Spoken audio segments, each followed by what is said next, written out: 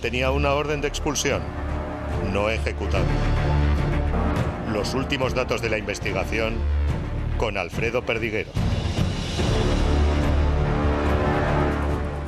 En unos momentos hablaremos de todo ello. Bienvenidos al Día, el debate. Atención, porque sigue habiendo novedades. Hoy declaraban ante la Audiencia Nacional las personas que estaban detenidas precisamente por estos atentados, Barcelona y Cambrils.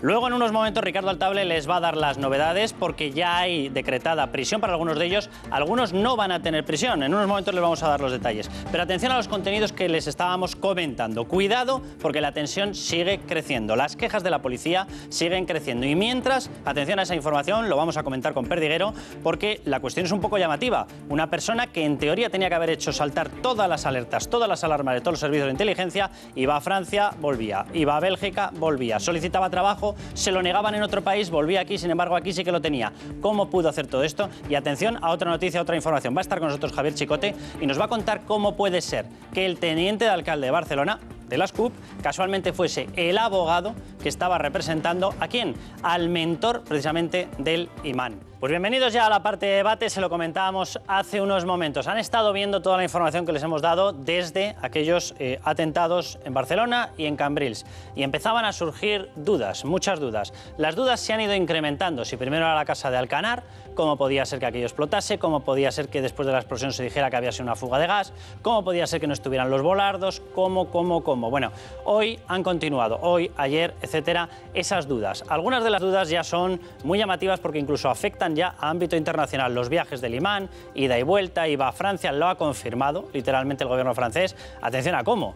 Que literalmente cazaron el coche por exceso de velocidad en una carretera y con la fotografía los identificaron. Es decir, se les había dado información de que estaban estos señores, se les estaba siguiendo, la apariencia es la de que no. Bueno, el imán había viajado a Bélgica, había buscado empleo, le habían pedido el certificado de penales, no lo podía aportar porque si lo aportaba era peor. Se había vuelto sin conseguir aportarlo y sin el trabajo. Bueno, pues llegó aquí y aquí sí que encontró ese puesto de trabajo. No se le pidió. Posteriormente, una información, va a estar Javier Chicote con nosotros y nos lo va a explicar el teniente de alcalde de Barcelona. Uno de ellos, bueno, el teniente alcalde de Barcelona, de la CUP, era el abogado ¿de quién? Del mentor del imán. Consiguió, de hecho, que una orden que tenía de expulsión no se ejecutase y de esa manera el imán se había quedado. Etcétera, etcétera, etcétera. Un montón de cuestiones. ¿Qué ha ocurrido hoy? Luego en unos momentos se lo vamos a detallar, pero el comunicado, tal cual, conjunto de los dos principales sindicatos de la Policía Nacional y de la Guardia Civil, el SUB, en unos momentos vamos a hablar con una persona de la Policía Nacional, AUGC, por parte de la Guardia Civil, dice que hay una desconexión absoluta, que no hay intercambio de información, que está instrumentalizado políticamente y que cuidado con esta situación porque, dicen ellos, está concebido para intentar mostrar la autosuficiencia del Estado catalán. No son palabras nuestras, lo acaban de plasmar en un comunicado conjunto. Es muy complicado ver este tipo de comunicados, Alfonso Merlos, sobreentiendo que no me lo desmentirás. Es muy complicado ver este tipo de comunicados de varios sindicatos, fuerzas y cuerpos de seguridad del Estado, diciendo esto está politizado. Hombre, en el Cuerpo Nacional de Policía y la Guardia Civil hay varios sindicatos. Es verdad que estos dos han dado el paso, pero la posición ahora mismo respecto a lo que está siendo la gestión en un tema de seguridad nacional es una posición unánime de los altos mandos y de los operativos de campo del Cuerpo Nacional de Policía y de la Guardia Civil. Y no entienden, por muchas razones que ahora comentaremos, cómo se ha gestionado y se ha dirigido la reacción al atentado de la forma en la que se ha hecho. Ahora vamos a ver ese comunicado. Le estoy viendo ya a Alfredo Perdiguero, está al otro lado de las cámaras, se va a sentar en un momento con nosotros. Libertad Martínez, bienvenida. Hola, buenas noches. Ricardo Martín, muy buenas noches. Y María Claver, bienvenidos todos. En unos momentos se sienta Alfredo Perdiguero, pero os lanzo algunas de las perlas que lleva ese comunicado. La gestión política del atentado ha mostrado la debilidad, estoy leyendo entre comillas, la debilidad de las instituciones y de los responsables políticos. La gente tiene experiencia, los agentes tienen experiencia, tienen estructura, pero, atención a esta frase, se ha marginado de forma dolosa determinados cuerpos en la investigación. Marginado de forma dolosa, Ricardo. Bueno, yo creo que en este mismo comunicado hay una cosa gravísima, en mi opinión, que es que la Guardia Civil tenía que entrar con el equipo TEDx en Alcanar, en la casa de Alcanar, donde se estaba preparando el gran atentado, parece incluso contra la Sagrada Familia, y no le dejaron entrar a la Guardia Civil para hacer su tarea. Es decir, no es ya un problema de descoordinación, sino hay un cuerpo como la Guardia Civil y alguien dice allí, estos que no entren. Es una cosa verdaderamente increíble con la Guardia Civil. Pero claro, apuntan muy bien, yo creo, los sindicatos, que es las autoridades. Estas autoridades que son Mariano Rajoy y la vicepresidenta de Gobierno, durante estos días lo que nos han transmitido a los españoles es que todo funcionaba a la perfección, que la coordinación era total, que se estaban hablando permanentemente el presidente Puigdemont y el presidente del Gobierno de la Nación española, y de pronto los sindicatos echan por tierra completamente esta versión edulcorada que ha venido dando el Gobierno sobre las relaciones. Parece que no es así. Porque tú crees que la versión que han tumbado, tú crees que es la del Gobierno de España. Perdón, yo creo realmente estas dos organizaciones no se ponen de acuerdo fácilmente para decir estas cosas. En unos momentos vamos a ver detallado ese comunicado, lo quiero ver de hecho ya cuando esté sentado con nosotros Alfredo Perdiguero, pero quiero que veamos dos titulares más. Por cierto, hace un momento Ricardo Altable nos narraba ya esa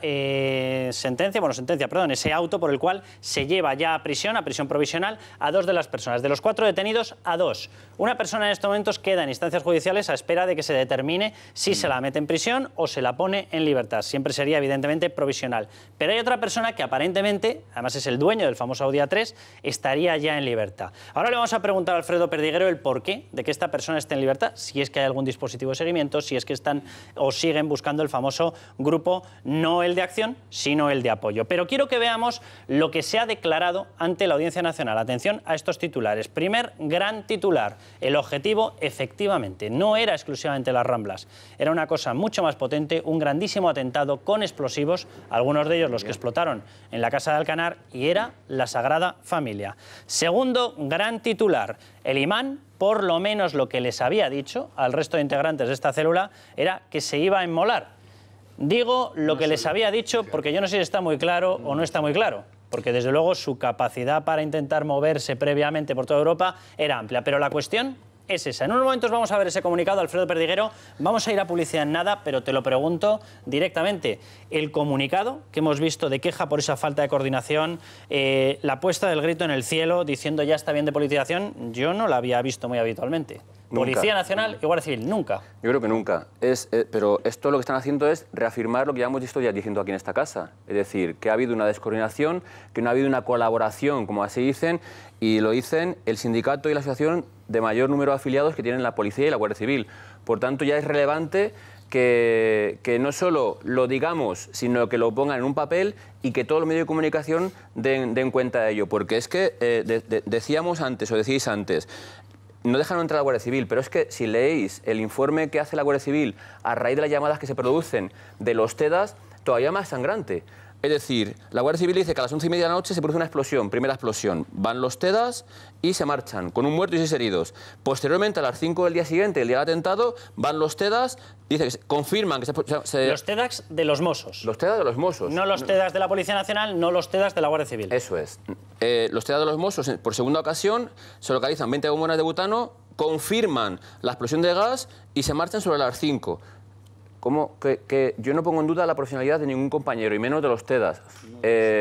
¿Cómo puede ser que los TEDAS de la Guardia Civil pongan esto en un papel, un informe, y lo eleven a la superioridad? Oye, pero yo pregunto ya, simplemente como pregunta así de neófito absoluto, ¿cómo confundes 20 bombonas con 105? 120. 120 ya. Ahora 120.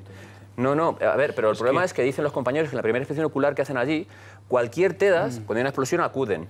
Y mientras los TEDAS no hacen la inspección ocular y no dicen que está la casa bien, no entra ninguna unidad policial más. María Iliber, os pido un comentario rapidísimo porque vamos a ir a publicidad y vamos a desgranar ese comunicado de la Policía Nacional y de la Guardia Civil. Pero leo algunos de los titulares tremendos de hoy. El imán de Ripoll tenía una orden de expulsión y no se ejecutó. Se consiguió a través de un recurso que separase, etcétera, etcétera, con el historial que él tenía. Los terroristas de Cataluña hicieron un viaje de ida y vuelta a París antes de los atentados. Les pillan en Francia, les pillan en París por un detector, por un radar, por un detector de velocidad. Si no, ni se habían enterado. Otras noticias. Un teniente alcalde de Barcelona va a estar en unos momentos Javier Chicote con nosotros para explicarnos qué tipo de relación es esta. Un teniente alcalde de Barcelona, de la CUP, abogado del adoctrinador del cerebro de los atentados. María.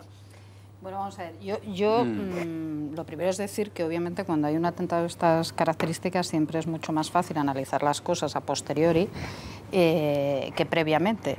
Ahora, dicho lo cual, lo que sí es verdad es que todo lo que estamos leyendo y lo que los políticos, ¿no?, nos están tratando de deslizar a la opinión pública es que esto ha sido absolutamente ejemplar.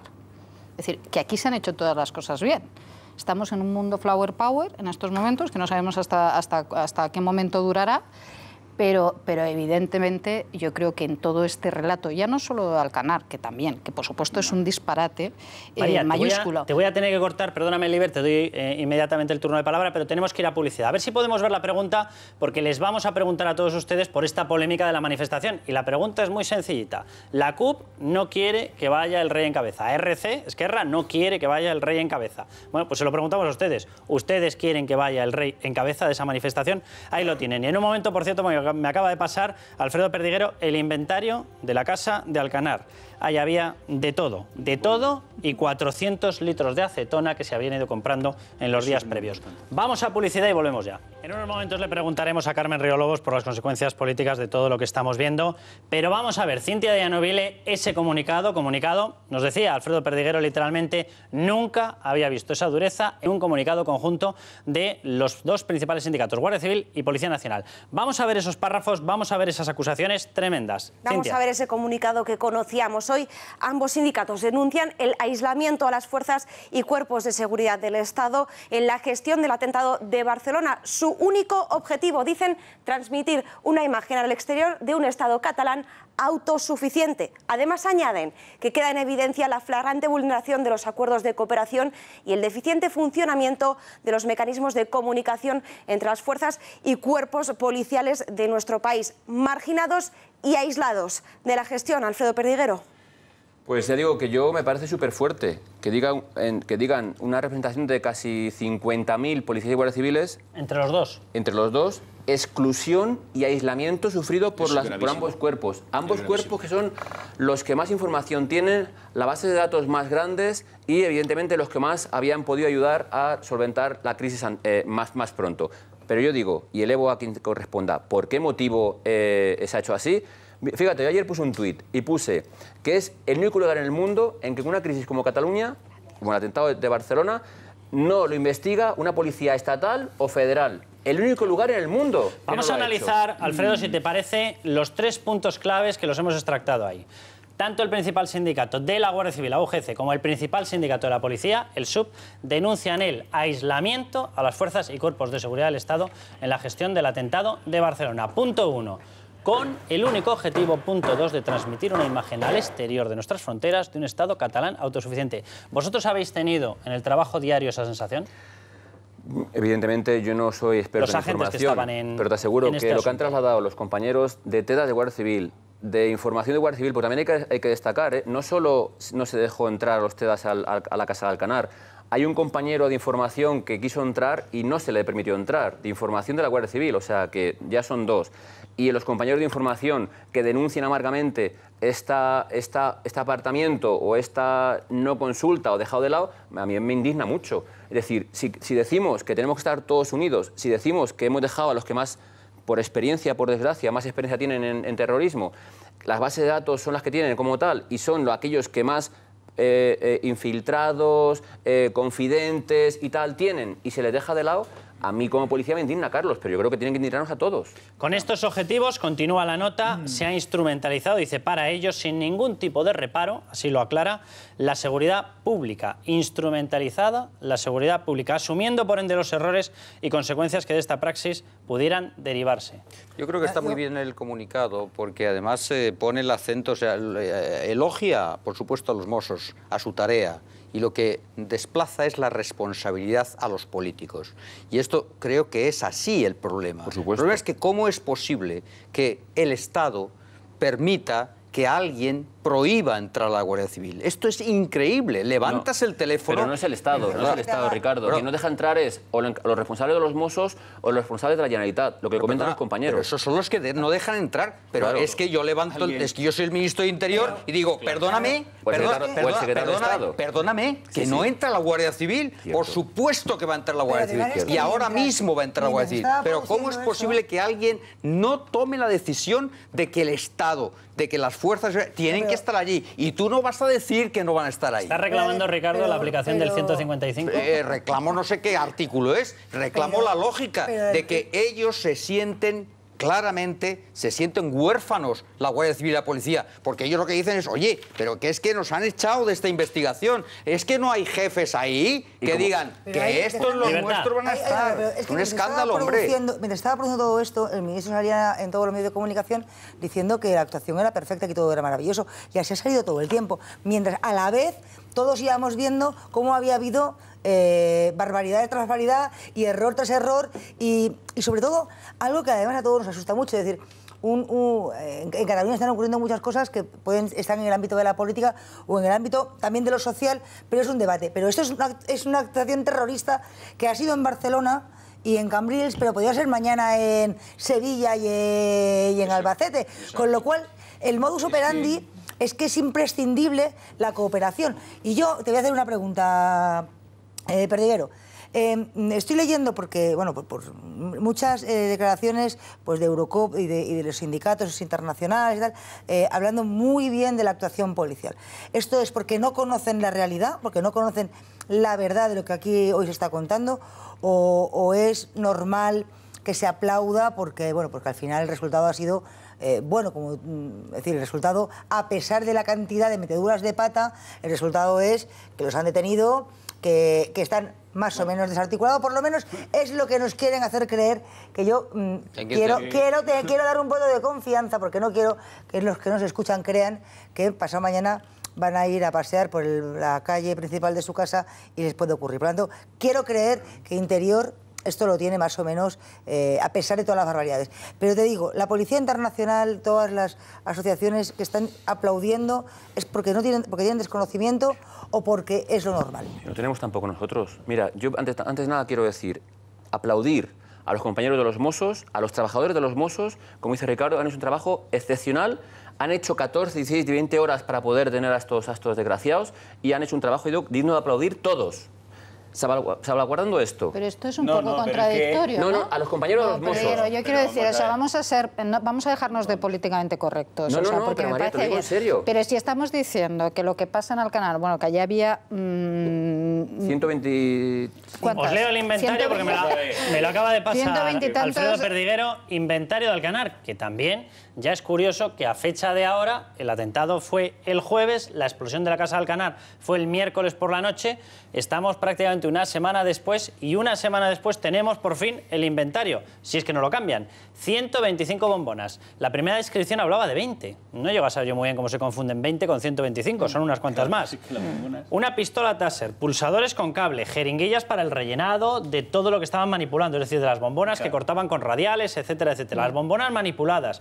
Esa es una de las imágenes del primer momento y posteriormente cuando ya empiezan a limpiar aparece todo esto. 125 bombonas, nada más y nada menos. Espera, vamos a ver, un muerto, luego han ido aumentando los muertos. Yo solo quiero decir una cosa. ¿A ti, Perdiguero, te parece que ellos hacen un buen trabajo allí, en Alcanar? Los compañeros de los Mossos, desde luego. No. He puesto en duda los TEDAS porque los TEDAS, la Guardia Civil, lo que dicen en su informe, un informe escrito que elevan a superioridad, es lo que te he contado. Que se acercan los TEDAS, se marchan por la noche después de la primera explosión y después de una segunda explosión a las 5 de la tarde del día siguiente llegan, localizan 20 bombonas y se vuelven a marchar. Pero quiero que veamos este titular porque os quiero preguntar por el debate que habría Ricardo Martín. Atención, porque hoy mismo el gobierno catalán, la Generalitat, ha reclamado que sean los Mossos directamente los que participen en el núcleo de información europea, es decir, que reciban ellos directamente el input de los servicios de inteligencia y de la información que corre por Europa. Ellos que tengan presencia directa allí. Os traslado la pregunta por el debate que habría, Ricardo. La culpa de esto, la responsabilidad de esto, a quien va dirigido ese informe, ¿es más al Ministerio de Interior y al Gobierno de España por no haber forzado, me salto las competencias y entro, aunque sean competencias autonómicas, o va a la Generalitat por lo que ha estado haciendo con los Realmente, Carlos, van en las dos direcciones. Ahí en esa nota los sindicatos de la Policía y de la Guardia Civil dicen alto y claro algunas cosas. Es exactamente lo mismo que piensan los altos mandos de la lucha antiterrorista, que están, y cito una expresión literal que me ha trasladado uno esta misma tarde, están están que echan las muelas, estamos que echamos las muelas. ¿Por qué? Porque durante todas estas horas, lógicamente, la cúpula policial y los distintos responsables de la lucha contra el terrorismo yihadista y de la Guardia Civil se están reuniendo y se van a reunir en las próximas horas. Pero claro, cuando tú llegas a una mesa en la que está la élite de la lucha contra el terrorismo yihadista en España, la élite, y resulta que para analizar información y para explotar esa información, te falta tenerla. Y dices, ¿y yo por qué no tengo esa información? Porque es que hay unos señores que están reteniendo la información. Y eso es exactamente así, de forma clamorosa. Estoy hablando de profesionales, como tú muy bien sabes, Perdiguero, que llevan en esto Merlos, 30 o 40 años. Y eso es inaceptable. Eso no puede ser. O sea, vamos a leer el segundo punto, porque a mí me parece que es más que evidente. El único objetivo es el de transmitir una imagen al exterior de nuestras fronteras de un Estado catalán autosuficiente. Hombre, no se estarán refiriendo al gobierno central, digo yo. Pero ¿sabes qué es lo peor? O vamos a ponerle a Rajoy... No, dejadle hablar, no, María. Es que me parece, o sea, lo que quiero decir, que es evidente que se están refiriendo a toda la cúpula independentista, que es la que ha motivado efectivamente todas estas quejas.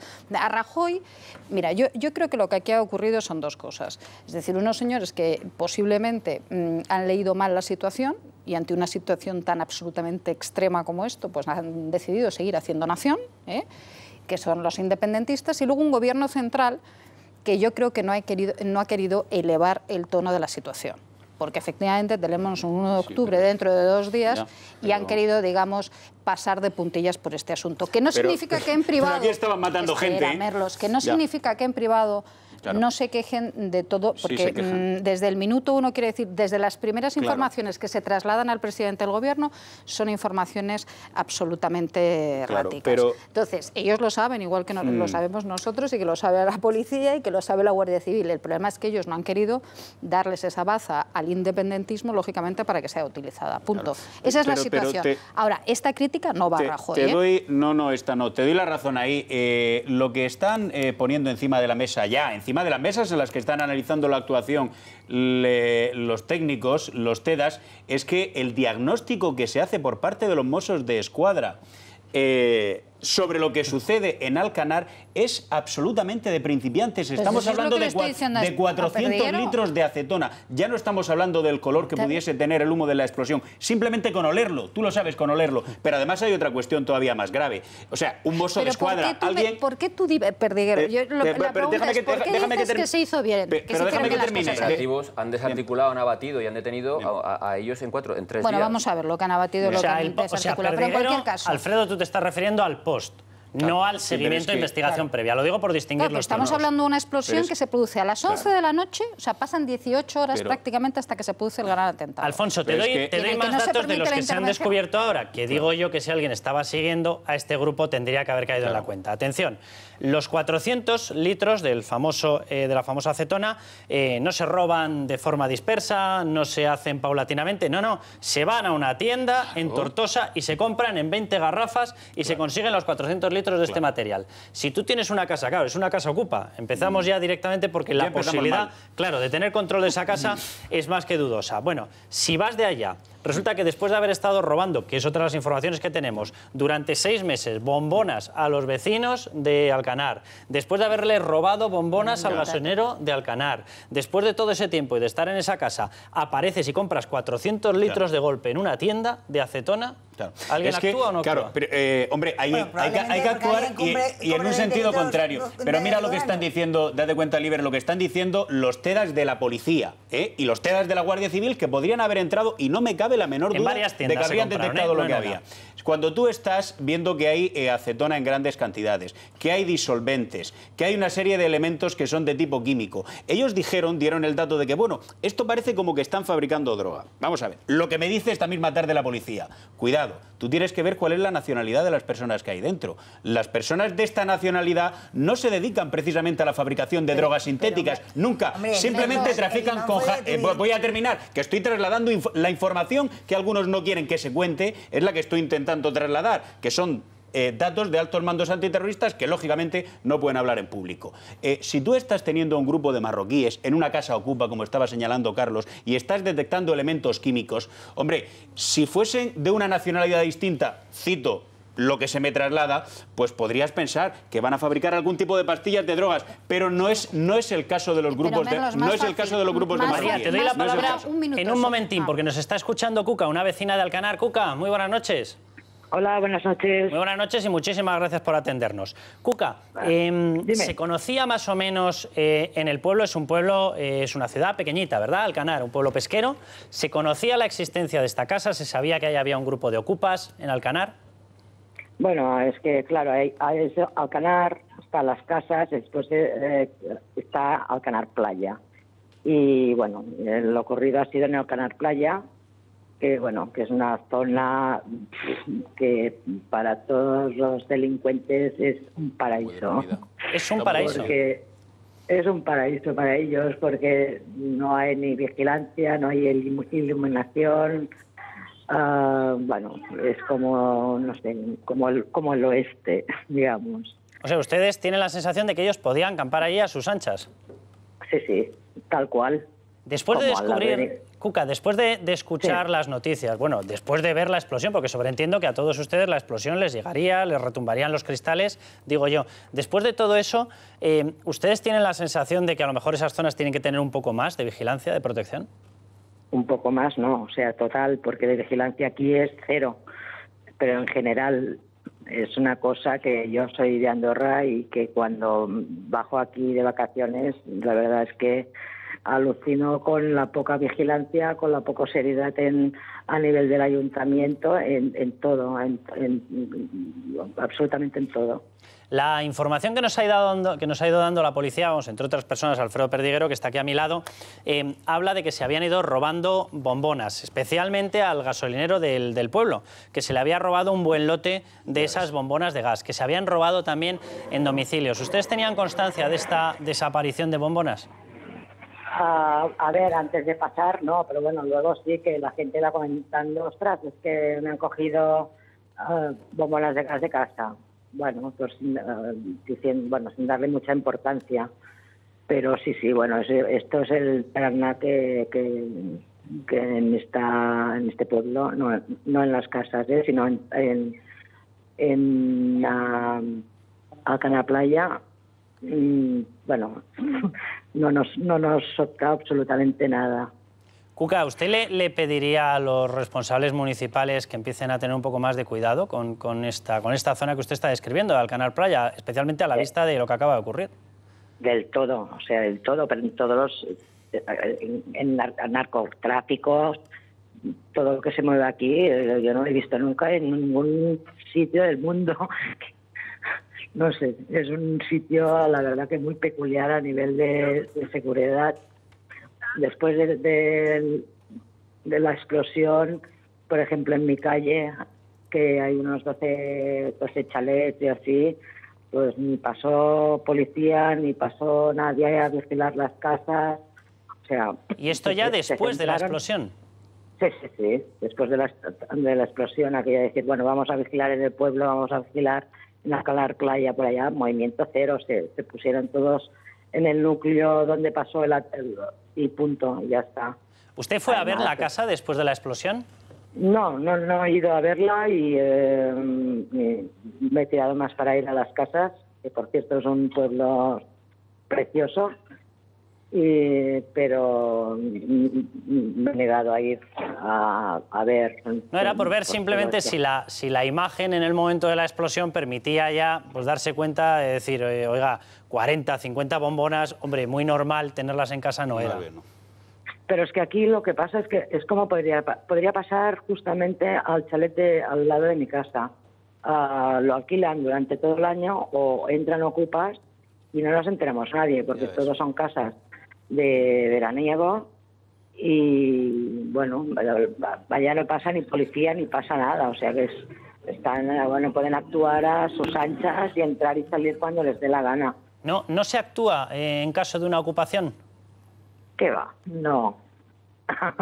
No. Cuca, muchísimas gracias por esa descripción tan absolutamente taxativa. Muchísimas gracias.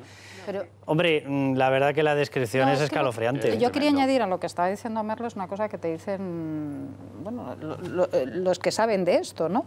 Y es que además una explosión de gas es bastante diferente de esta explosión, que desintegra la casa. Quiero decir, o sea, que para cualquier persona que medianamente sepa de esto, con solo ver cómo quedó la casa, el estado de la casa era bastante evidente que había podido estallar. Pero algo quiero más introducir el testimonio de Cuca en lo que estábamos analizando, porque claro, si tú sabes que tienes ahí una zona, si sabes que ha habido un movimiento, si sabes que se está... Claro, el problema es que si no tienes ningún control no sé muy bien qué es lo que se puede saber. Y lo que nos acaba de escribir Cuca, bueno, ella misma lo ha dicho, que aquello parece ciudad sin ley. Claro. Fíjate que a lo que has dicho tú, eso es relevante y ojo, que yo creo que está dejando con el culo al aire a los responsables de la zona de los Mossos. Claro, es normal que al día siguiente, después de esa explosión y después de que tú empieces a ver que salen bombonas y bombonas, no aparezca ningún policía. Por lo menos para ver si alguno se ha refugiado en alguna casa, si se han pasado a otra casa ocupa. Pero claro, yo le voy más allá. O sea, tenemos la circular 50, que con una amenaza terrorista tenemos que hacer mínimo 50 metros, 50 metros y según la cantidad de explosivo que pueda, hasta 100 metros tenemos que desalojar.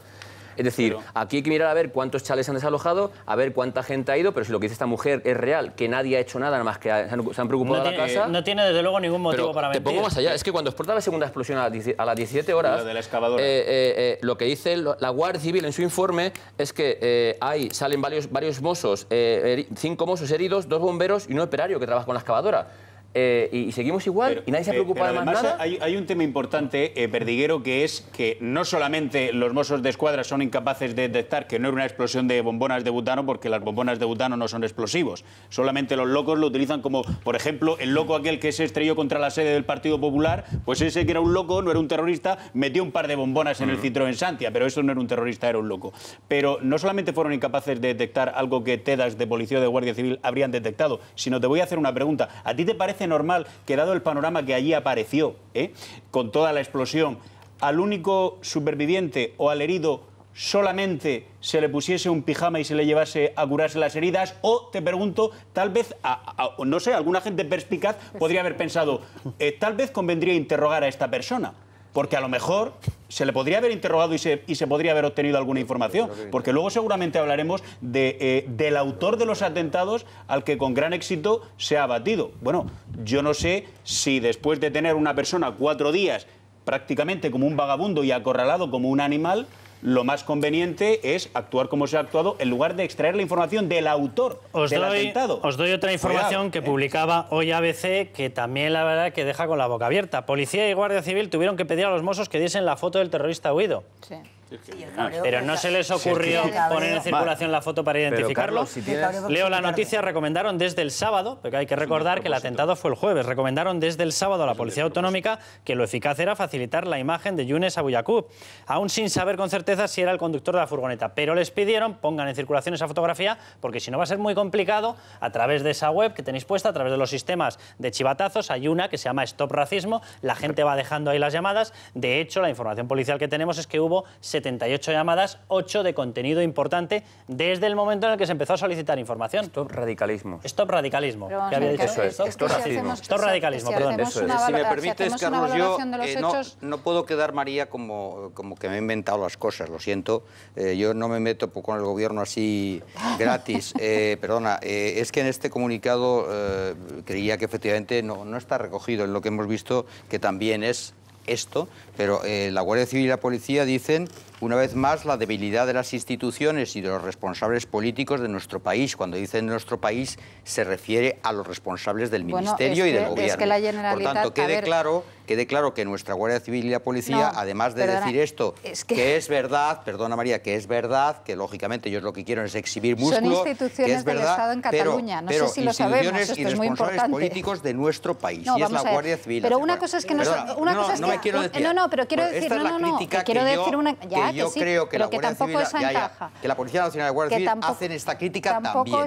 Y sería injusto, y además yo creo que la Guardia Civil y la Policía lo va a decir, sería injusto solamente echar la culpa a los Mossos. En el caso de Alcanar es evidente que la responsabilidad es de los Mossos. Pero ¿cómo explicar, por ejemplo, que de 21 imanes el Ministerio de Interior que tiene monitorizados en Cataluña, 21, el Ministerio del Interior no tenía monitorizado al famoso imán asesino, por ejemplo. Eso es interior. Eso es un error También monumental. es cierto, gracias Alfonso, gracias, también es cierto que Bélgica es un país del exterior.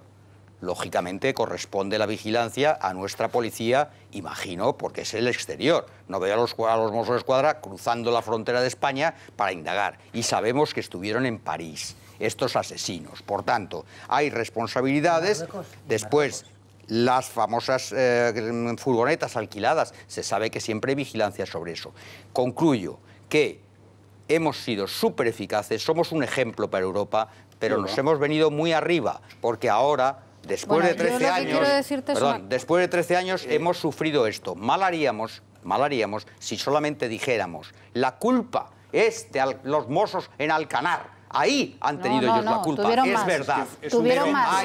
Pero Tuvieron hay más de la después. investigación. Yo sí tengo un relato de los hechos. responsabilidades de la policía, de la Guardia Civil, que lo han hecho siempre muy bien, pero tendríamos que hacer, tendríamos que hacer un poco de autocrítica todos. No, pero todos. sí vamos a hacer Vamos, autocrítica. No nosotros como periodistas. Vamos a hacer Me refiero a autocrítica la todo. Pero policía. si tú haces, Ricardo, por favor. si tú haces María. un relato de los hechos, a lo de Alcanar, que es un disparate, le sigue lo siguiente, y es que efectivamente en las Ramblas, que como todo el mundo sabe que recibe Barcelona 30 millones de turistas y está, pues no sé, de bote en bote a las 5 de la tarde, pues efectivamente no se pone ningún elemento disuasorio. De tal manera que un coche, cuando se decidió no poner estos volardos, se decidió intensificar la presencia de la policía allí. Bueno, pues de tal forma que un coche se sube en la Plaza de Cataluña, avanza 600 metros, allí no para nadie el coche se para, no sabemos por qué, porque podía haber seguido, no sé si es que... No, el sistema electrónico del o porque el sistema electrónico del coche ya muere, y entonces se baja.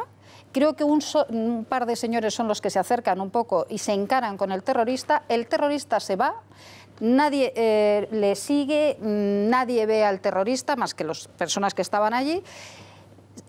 Apuñala a un señor al que le roba el coche, se salta un cordón policial, se escapa, se tira 4 días desaparecido. O sea, ¿a ti todo esto te parece normal? O sea, es decir, normal. O sea, que no ha habido ni un solo error. Lo que te he contado de la policía, lo que te he contado te parece normal. En Dejadme que le España, te voy a decir una cosa, en España no tenemos término medio. O sea, no tenemos término medio. Sí, o somos los mejores o somos los peores. Dejadme que Pues le aquí ha habido pregunte, errores. por un detalle que estaba errores. lanzando Ricardo, que le pregunte a Alfredo, porque mencionabas los viajes, las salidas, entradas del imán de Ripoll.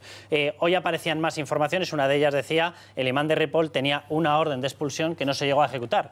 Esa orden de expulsión fue firmada por la subdelegación del Gobierno en Castellón. ¿Por qué era? Bueno, pues por un asunto de drogas, por tráfico de drogas. Se recurre y se paraliza. Y a partir de ahí es verdad que emprende viajes a Bélgica, vuelve. Viajes a Francia, vuelve. Si el Gobierno, el Ministerio de Interior, la policía, vosotros, no recibe determinadas informaciones de la policía competente, vosotros podéis coger o capturar por vosotros mismos esa información. Si tenéis ya un historial como el que se está reflejando, que es un historial de penales potentes, vosotros en Cataluña, la Policía Nacional o la Guardia Civil, ¿puede asumir el caso como propio y vigilar a esta persona en sus viajes al exterior o no? Deberíamos. Ahí hay que sacar una reflexión y hacerla en voz alta. ¿Quién ha fallado en el seguimiento de este señor? Eso es fundamental. Porque el primer responsable, ¿quién es?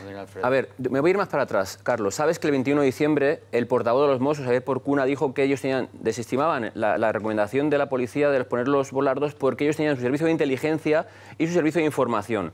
Por tanto, si son tan sobrados, deberían ser responsables ellos primeramente de seguir a este señor, es decir, tenerle monitorizado para tenerle... Pero es que al ser tan vinculante, al tener relación ya desde el 11M con gente del 11M, al tener relación con gente de Bélgica, que han sido terroristas que han atentado en Europa, ¿por qué CNI o Cuerpo Nacional de Policía, Guardia Civil no está detrás de él? Pero yo te voy a decir una pregunta más.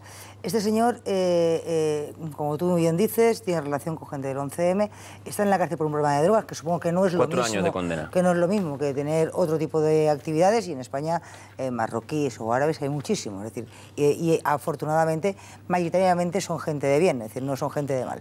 Por lo tanto, si este hombre está en Castellón y sale, se sabe que ha estado junto con alguien del 11M, lo normal es que hubieran actuado desde la Policía Nacional y desde la Guardia Civil.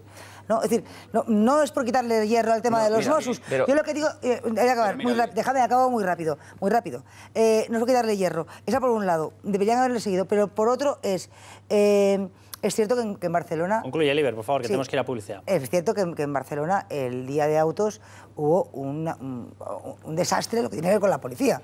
Eso es inevitable. Eso no es que seamos buenos o malos, que hubo un desastre. Vamos a seguir con este debate, pero les doy otro titular porque se va a sentar Javier Chicote. Nada, a la vuelta de publicidad enseguida se va a sentar con nosotros. Atención a este titular. Un teniente alcalde de Barcelona, una persona del partido de las CUP, abogado del adoctrinador del cerebro de los atentados. Bueno, el famoso adoctrinador, el que estaba por encima, por decirlo de alguna manera, jerárquicamente del imán de Ripoll, fue condenado. El imán de Ripoll, en aquella operación, en la operación Chacal, creo que se llamaba, Chacal que se denominaba, sí. Chacal 1, fue investigado. Posteriormente quedó en libertad. Bueno, consiguió que se quedase en libertad. Lo hablamos en un momento con Javier Chicote, a ver qué relación hay. Volvemos ya. Javier Chicote, bienvenido. ¿Qué tal?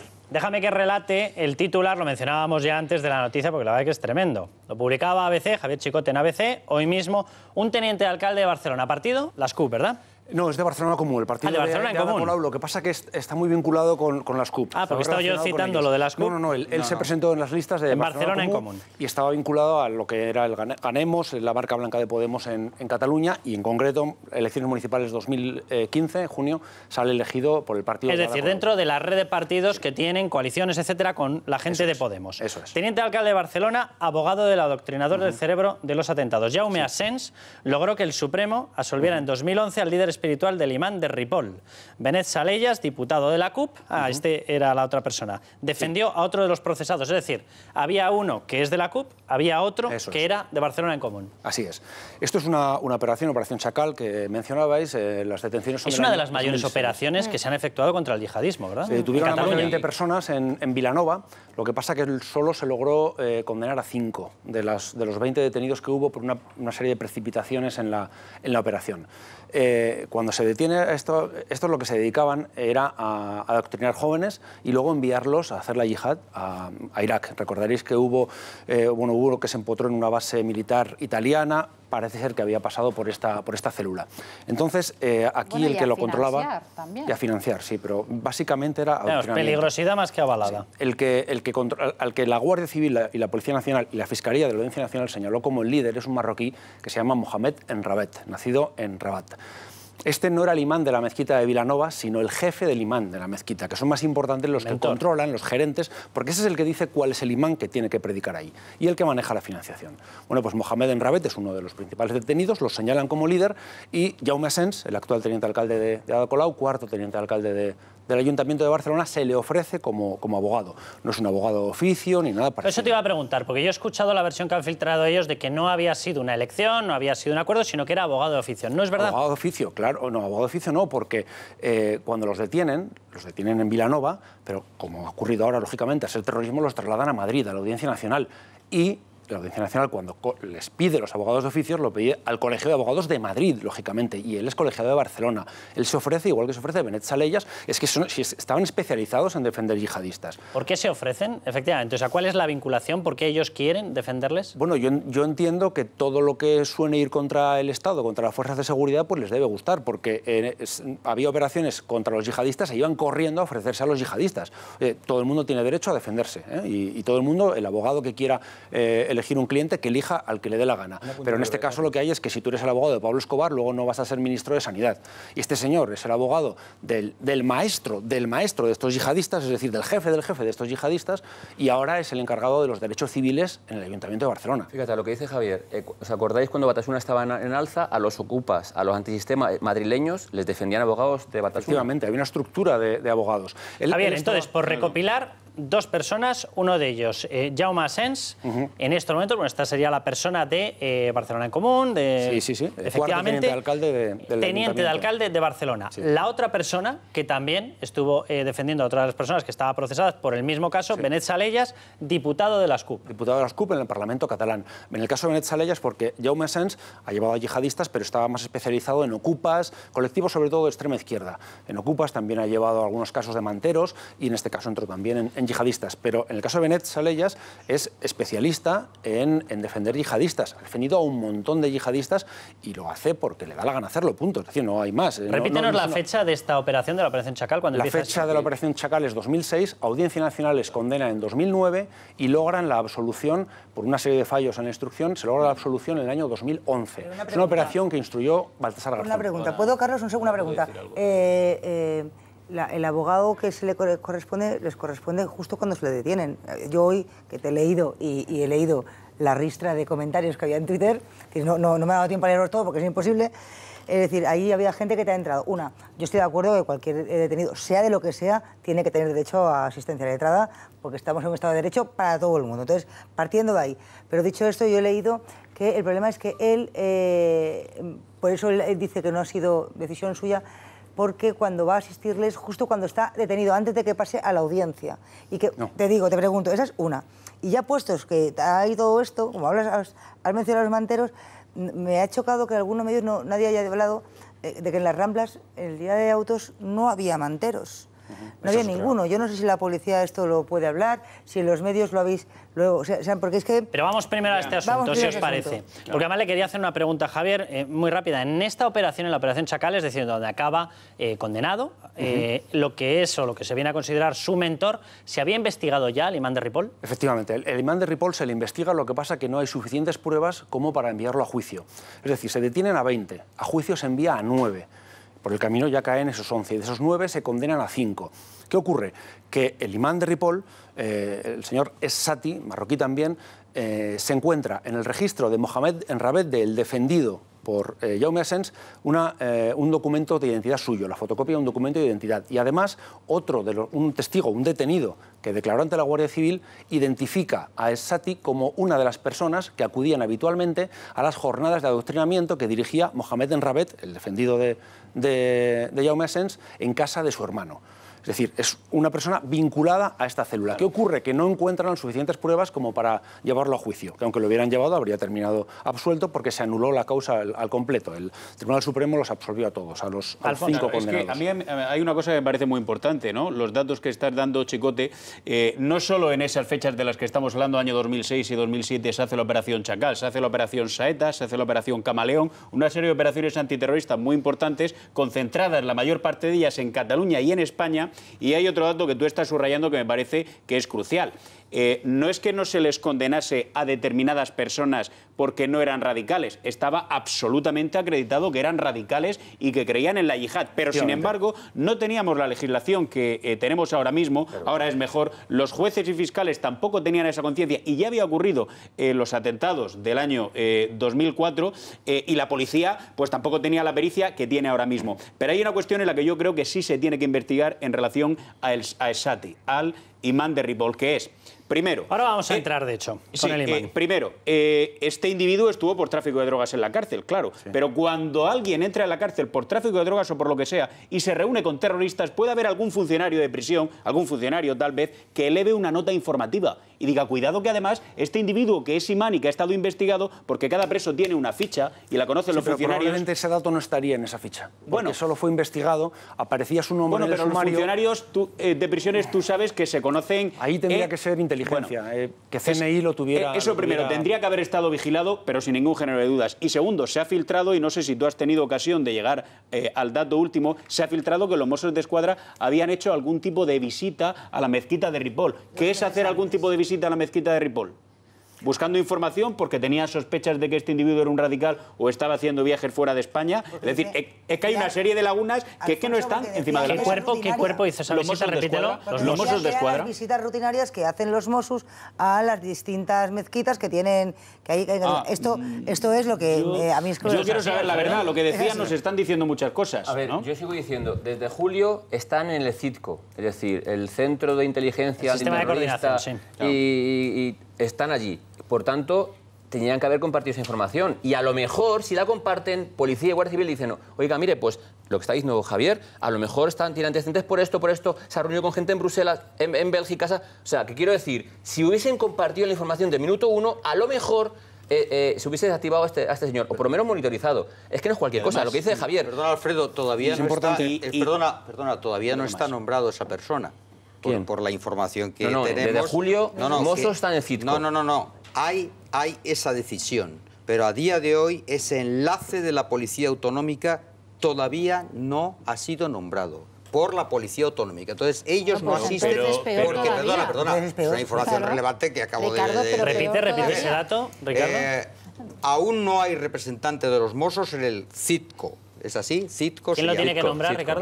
Ministerio de Interior y Generalitat acordaron el pasado mes de julio, como bien dice Alfredo, la incorporación de un enlace de la Policía Autonómica en el centro. Pero esto, a día de hoy, aún no ha ocurrido. Es decir, a día de hoy, aunque está el acuerdo... Los Mossos no han designado a la persona que tiene que sumarse a la seguridad. No los Mossos. Quiero, Cintia de Gianovile, quiero que vayamos a la figura, ahora os pido más datos, del imán de Ripoll, porque aparecía ya en esa investigación, como nos acaba de recordar Javier Chicote, la persona que es condenada es su mentor, y lo que os quiero preguntar es si viniendo de aquella investigación, habiendo estado ya, por lo tanto, dentro de la lupa de las Fuerzas y Cuerpos de Seguridad, año 2006, ¿verdad? Me estabais contando. 2007. Sí. Teniendo ya fichas, teniendo ya determinados datos, puede ocurrir... Narranos todas estas rutas que tiene el imán de Ripoll, porque entraba, salía, volvía a ir, volvía a entrar, volvía a salir. Cintia. Sí, la policía investiga los últimos pasos del imán de Ripoll, que tras salir de prisión viajó a Marruecos, Francia y Bélgica. El foco se ha puesto en Bélgica.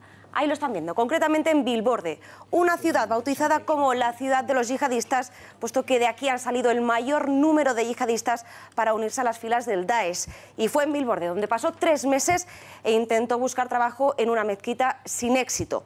Le pidieron la documentación sobre sus antecedentes y Esati escapó de Bélgica.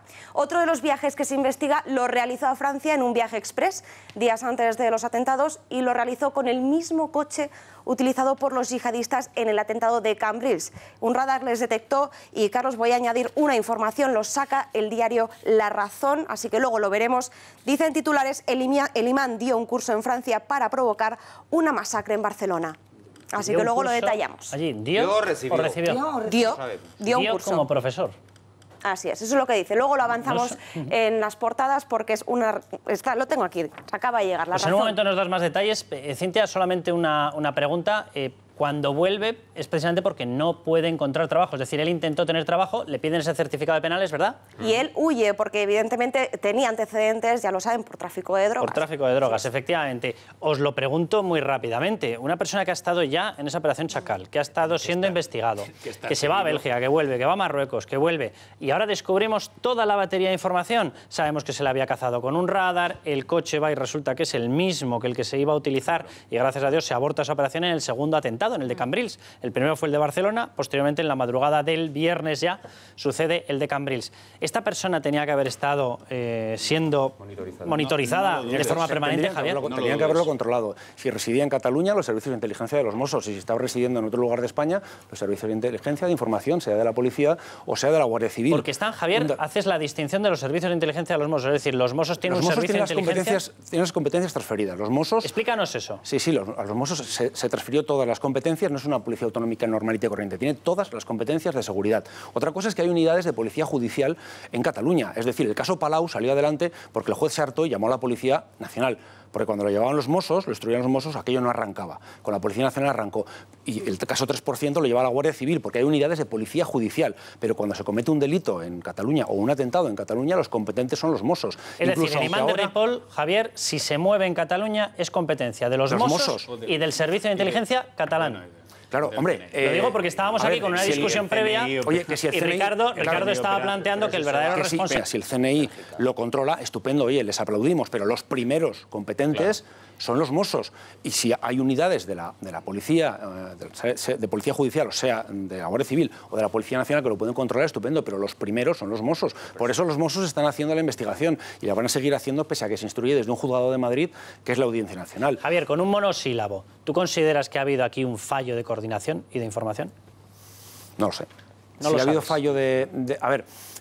Cuando arranca depende si estamos hablando de antes o después de los atentados. Es decir, el gran fallo se comete cuando explota la casa de Alcanar. Ese es el grandísimo fallo. Hay uno previo que es que se les escapó. Me están dando más detalles de esa información que luego les vamos a relatar del diario La Razón. El curso en concreto que dio, que lo impartió, él era el profesor, era de fabricación de explosivos. Algo tiene que ver con la casa de Alcanar. Él estaba profundamente radicalizado. De hecho, os doy un dato que justo esta noche lo conocíamos. En las ruinas de la casa de Alcanar aparecieron mucha documentación y efectos personales de Mohamed Es-Sati. Y entre ellos había un libro en el que ponía, el imán, efectivamente, ponía su nombre en el libro y un manuscrito, que lo había escrito él, se supone, que dice: en nombre de Alá, el misericordioso, el compasivo, breve carta de los soldados del Estado Islámico en la tierra del Andalus para los cruzados, los odiosos, los pecadores, los injustos y los corruptores. Todo este material, una cosa importante que decía antes Alfonso, estaba en la Operación Chacal.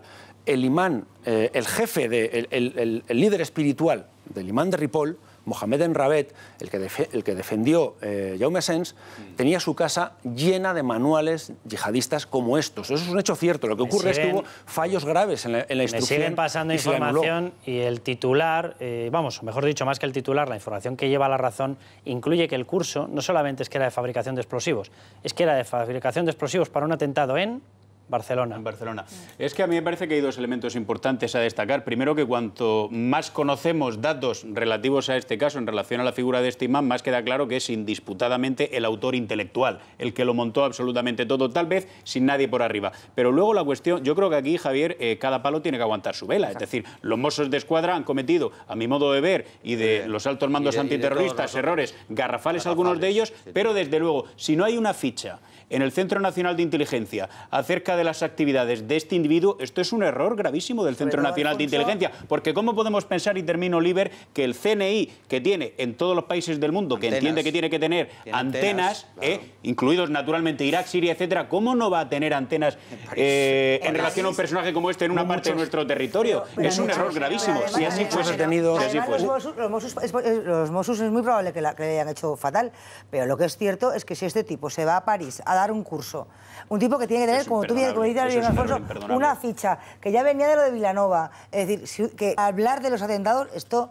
Sí, pero hacen falta muchos recursos para un seguimiento tan personalizado de todos y cada uno de ellos. Con el tema del terrorismo yihadista tendrían que estar todos los recursos. Y sobre todo que funcione la inteligencia francesa también en este caso. No, funcionan todos. Pero bueno, quiero recordar en este punto, a ver si podemos poner ese gráfico que mostrábamos, se lo voy a pedir a la redacción, con los puntos de esa queja. Lo digo para ir recordando el documento con el que hemos abierto el programa, el documento del Sindicato Unificado de Policía, Asociación de Guardias Civiles, Asociación Unificada de Guardias Civiles, ahí lo están viendo, lo digo para que vayamos relacionando lo que está contando Javier Chicote, lo que estamos desvelando en estos momentos y esas quejas de los dos principales sindicatos de policía, destacando que denuncian el aislamiento a las fuerzas y cuerpos de seguridad del Estado en la gestión del atentado de Barcelona y, atención a ese segundo párrafo, el único objetivo, el de transmitir una imagen al exterior de nuestras fronteras de un Estado catalán autosuficiente. Sobreentiendo, y os lo pregunto,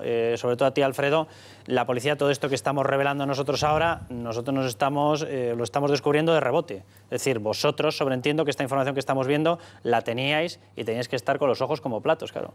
Yo te puedo asegurar que hay mucho cabreo en la policía por habernos dejado apartado, por no haber pedido información o no haber cotejado información. Es decir, no ya dirigir la investigación, sino por no haber...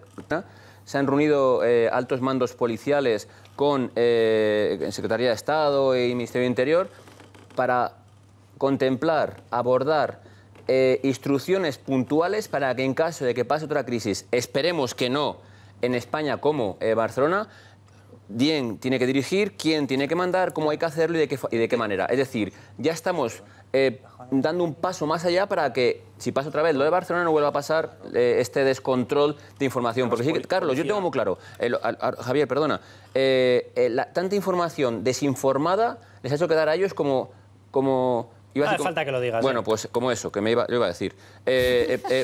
No puede ser que haya en la casa, llegaron a decir que haya hasta 5 muertos. Al día siguiente 3, al día siguiente no está el imán, al día siguiente hay 2 y está el imán. Punto 1. El niño australiano no ha muerto, estaba siempre localizado, al día siguiente aparece muerto. 2. O sea, ha habido pero tanta... Lo del niño sí tiene explicación. Es decir, lo que ellos no quisieron públicamente decir en ningún momento es que el niño estaba fallecido hasta que el padre pudiese llegar desde Australia. Pero el padre venía en viaje. Claro, quiero que veamos, porque lo vamos a debatir a la vuelta, la queja que hacía Inés Arrimadas, porque en medio de todo esto se hace un acto para dar las gracias, se le da las gracias a los cuerpos de policía de Cataluña. No se le da las gracias a los cuerpos de policía, Guardia Civil, etcétera, del resto de España. Atención. Nosotros, por supuesto, estamos de acuerdo en que se conceda la medalla de oro a estas instituciones y a estos cuerpos de seguridad, cuerpos de emergencias. Pero creemos que también se debería haber incluido a otros cuerpos de seguridad que han trabajado codo a codo en estos días con los Mossos d'Esquadra, con la Guardia Urbana de Barcelona y con la Policía Local de Cambrils, como son la Policía Nacional y la Guardia Civil. Yo darle las gracias. ¿Cómo puede ser que se dé la medalla de oro y se vaya seleccionando a quién se le da y a quién no? Cuando todo el mundo ha estado, sobreentiendo, especialmente, y si no habéis estado más, es porque no se dejó que interviniesen los TEDx en la escena, en la investigación. Carlos, que llega a decir a la Policía Local de Cambrils, que yo no sé el papel que han hecho en la policía, porque lo que batió a los 4 fue un Mossos. Por tanto, digo que, ojo, yo creo que hay que meter a todos, menos a nosotros, simplemente por ser lo que somos. Además es que... Tenemos que ir un momentín a publicidad. Alfredo Perdiguero, muchísimas gracias por haber estado con nosotros. Se va a sentar Carmen Río Lobos y vamos a pasar ya a debatir qué es lo que está ocurriendo después de todo lo que les hemos descrito con ese pacto antiyihadista y con la manifestación. Ya verán la que está organizando la SCUP, que parece que podría llegar incluso a mandar al rey al medio de la manifestación. Vamos un momento a publicidad y volvemos enseguida. Carmen Río Lobos, bienvenida. Buenas noches. Estábamos hablando precisamente de toda esta información que está saliendo. Alguna de ellas yo tengo la sensación de que muy delicada. Los viajes de Limán, después de haber estado ya en una investigación en la Operación Chacal, iba a Francia, volvía, iba a Bélgica, volvía. Ese comunicado por parte de la policía, por parte de la Guardia Civil, de los sindicatos de la policía y de la Guardia Civil, diciendo que aquí ha habido descoordinación. ¿Ha habido descoordinación, Carmen? Vamos a ver, yo quiero en primer lugar dar mi más sincero pésame a todas las familias de los fallecidos, esperar la pronta recuperación de los 43 que todavía están ingresados y yo creo que solidarizarme con esos cientos de personas que estuvieron aterrorizados ese día en las Ramblas de Barcelona. Tengo que decir que el presidente del Gobierno esa noche estaba ya en Barcelona. Hizo una intervención y una rueda de prensa, se reunió con las fuerzas y cuerpos de seguridad del Estado en la delegación del Gobierno y estuvo desde el primer momento hablando y coordinándose con el resto de presidentes de otros países, explicando en la Unión Europea y en todas partes lo que estaba ocurriendo, y también se incorporó la vicepresidenta del Gobierno, el ministro del Interior, crearon los equipos y se han hecho, yo creo que en cooperación y en coordinación, unas actuaciones, yo creo que ejemplares. Porque en un ataque terrorista como este, tan brutal, hay 3 fases. La primera fase es la de prevención. Y en la prevención, las fuerzas y cuerpos de seguridad del Estado, tanto la Policía Nacional como la Guardia Civil, tienen acreditado que son de las mejores del mundo y además con un reconocido prestigio a nivel internacional. Lo decía el otro día un medio de ámbito internacional, como me parece que era The Times o uno de estos, a nivel internacional. Pero en este asunto, Carmen, déjame terminar el razonamiento.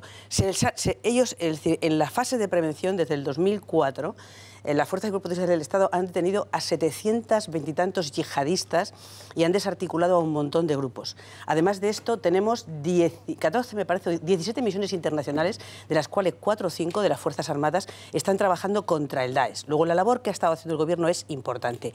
Y en la segunda fase, no en la de prevención, que en la fase de prevención, ahora cuando se analice todo veremos qué ha fallado, en la fase de actuación, cuando ya se ha cometido el acto terrorista, hay 2 partes también importantes. La primera es atender a las personas que han sufrido el acto de terror.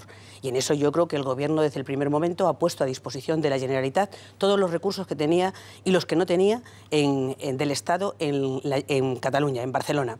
Y la segunda parte es intentar detener de forma inmediata y desarticular a los terroristas.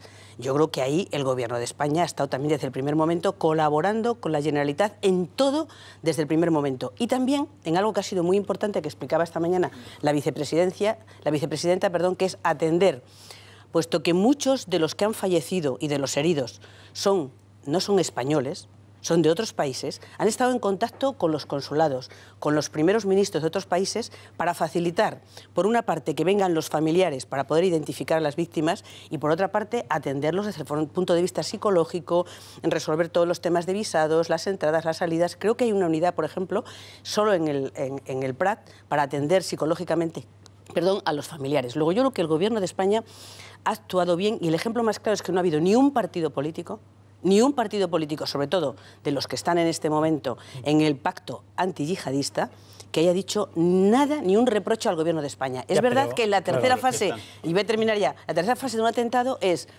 prevención, actuación de inmediato y luego hacer un análisis muy exhaustivo de qué es lo que ha pasado para que después de una hoja de servicios tan importante como tiene nuestro país haya ocurrido lo que ha ocurrido en Barcelona. Y habrá que ver qué fallos ha habido y habrá Pero, Carmen, has mencionado una cosa que yo creo que es muy importante, porque además quiero que vayamos al pacto antiyihadista, quiero que vayamos efectivamente a esas bajas, porque tú has dicho, los partidos que estaban ahí dentro no le han hecho ningún reproche. Y has leído además el historial de las fuerzas y cuerpos de seguridad del Estado y has mencionado Guardia Civil y Policía Nacional.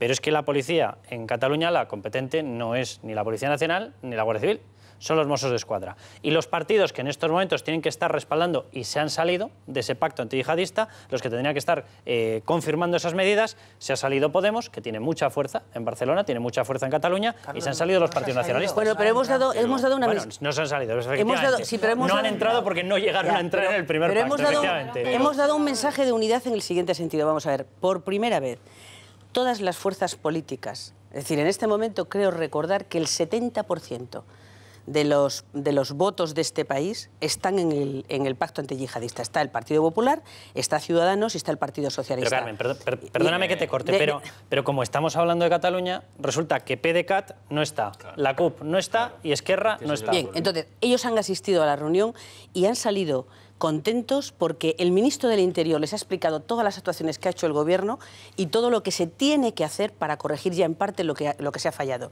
De hecho, por ejemplo, se ha dado mucha importancia en esa reunión del pacto antiyihadista el que haya mayor coordinación con todas las policías locales y de proximidad, porque son las que están en la calle y las que probablemente hubieran podido tener más información de lo que estaba pasando en ese chalet del Canal. Claro. Y en ese sentido se van a dar instrucciones probablemente de inmediato a todos los delegados del Gobierno de toda España para que en todas las juntas locales de seguridad de aquí hasta los próximos años haya unos elementos nuevos de lucha contra el terrorismo. Pero incido, Carmen. Y nosotros, ¿qué es lo que pedimos? Que todas las fuerzas políticas que no están, como son las dos independentistas, y bueno, las tres independentistas de Cataluña, entren en el pacto y lo firmen.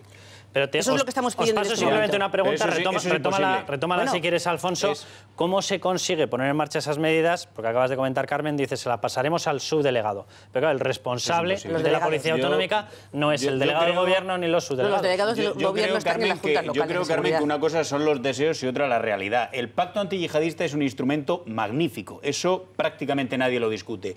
Que Partido Popular, Partido Socialista y Ciudadanos sustancialmente, algún otro, pero fundamentalmente, que están de acuerdo prácticamente en todo, al 99 y pico % en lo que hay que hacer para darle más poder, más herramientas a la policía, a los jueces, a los fiscales, para combatir mejor el yihadismo, sin ninguna duda. Ahora, aquí estamos hablando de otra cosa. Aquí estamos hablando de que en todos los países naturalmente hay grupos radicales, pero esos grupos radicales no pueden imponer sus tesis frente al Estado. Por ejemplo, Carmen, ¿a ti te parece normal que un equipo municipal, un mini equipo como el de la CUP, que tiene 3 concejales en el Ayuntamiento de Barcelona, primero haya dicho públicamente y de forma notoria que son culpables del atentado, culpables indirectos, el Rey y Rajoy?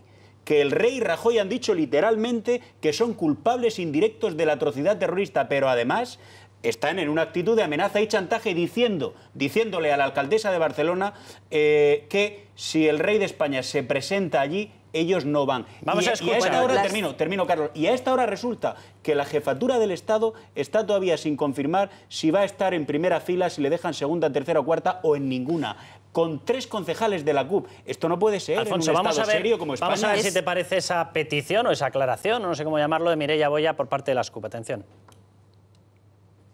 No podemos avalar el marco de esta manifestación con un inicio, una cabecera que sea institucional y que tenga la presencia de Mariano Rajoy o de el Rey Borbón. estos los culpables indirectos, de alguna manera, de lo que pasó el jueves y el viernes en Barcelona y en Cambrils. Estos los que Una están acusación directa y muy grave. Estos lo que están es intentando, con estas barbaridades que están diciendo, tanto en los tuits como personalmente o en las ruedas de prensa que hacen, es ocultar la barbaridad que estaban haciendo unos días antes, cuando estaban acosando a los turistas que van a Barcelona, los que dejan su dinero y su pela en Barcelona, los estaban acosando.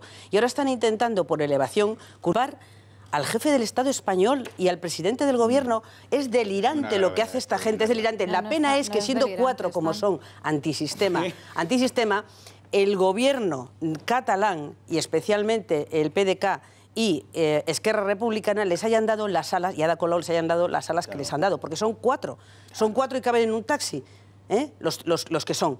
Esto es una auténtica barbaridad. Y yo creo sinceramente que el Gobierno de España va a estar en esa manifestación, el presidente del Gobierno va a estar en esa manifestación y va a estar también el rey de España. ¿En la cabecera? Vamos a ver, es que esto hasta que... Estoy convencida que habrá dos cabeceras. Desde luego ellos van a estar... Que habrá lo que se ha hecho durante muchas manifestaciones, porque experiencias de manifestaciones hay muchísimas, donde yo estoy convencida que al final llegará a un acuerdo y donde habrá las cabeceras que tiene que haber.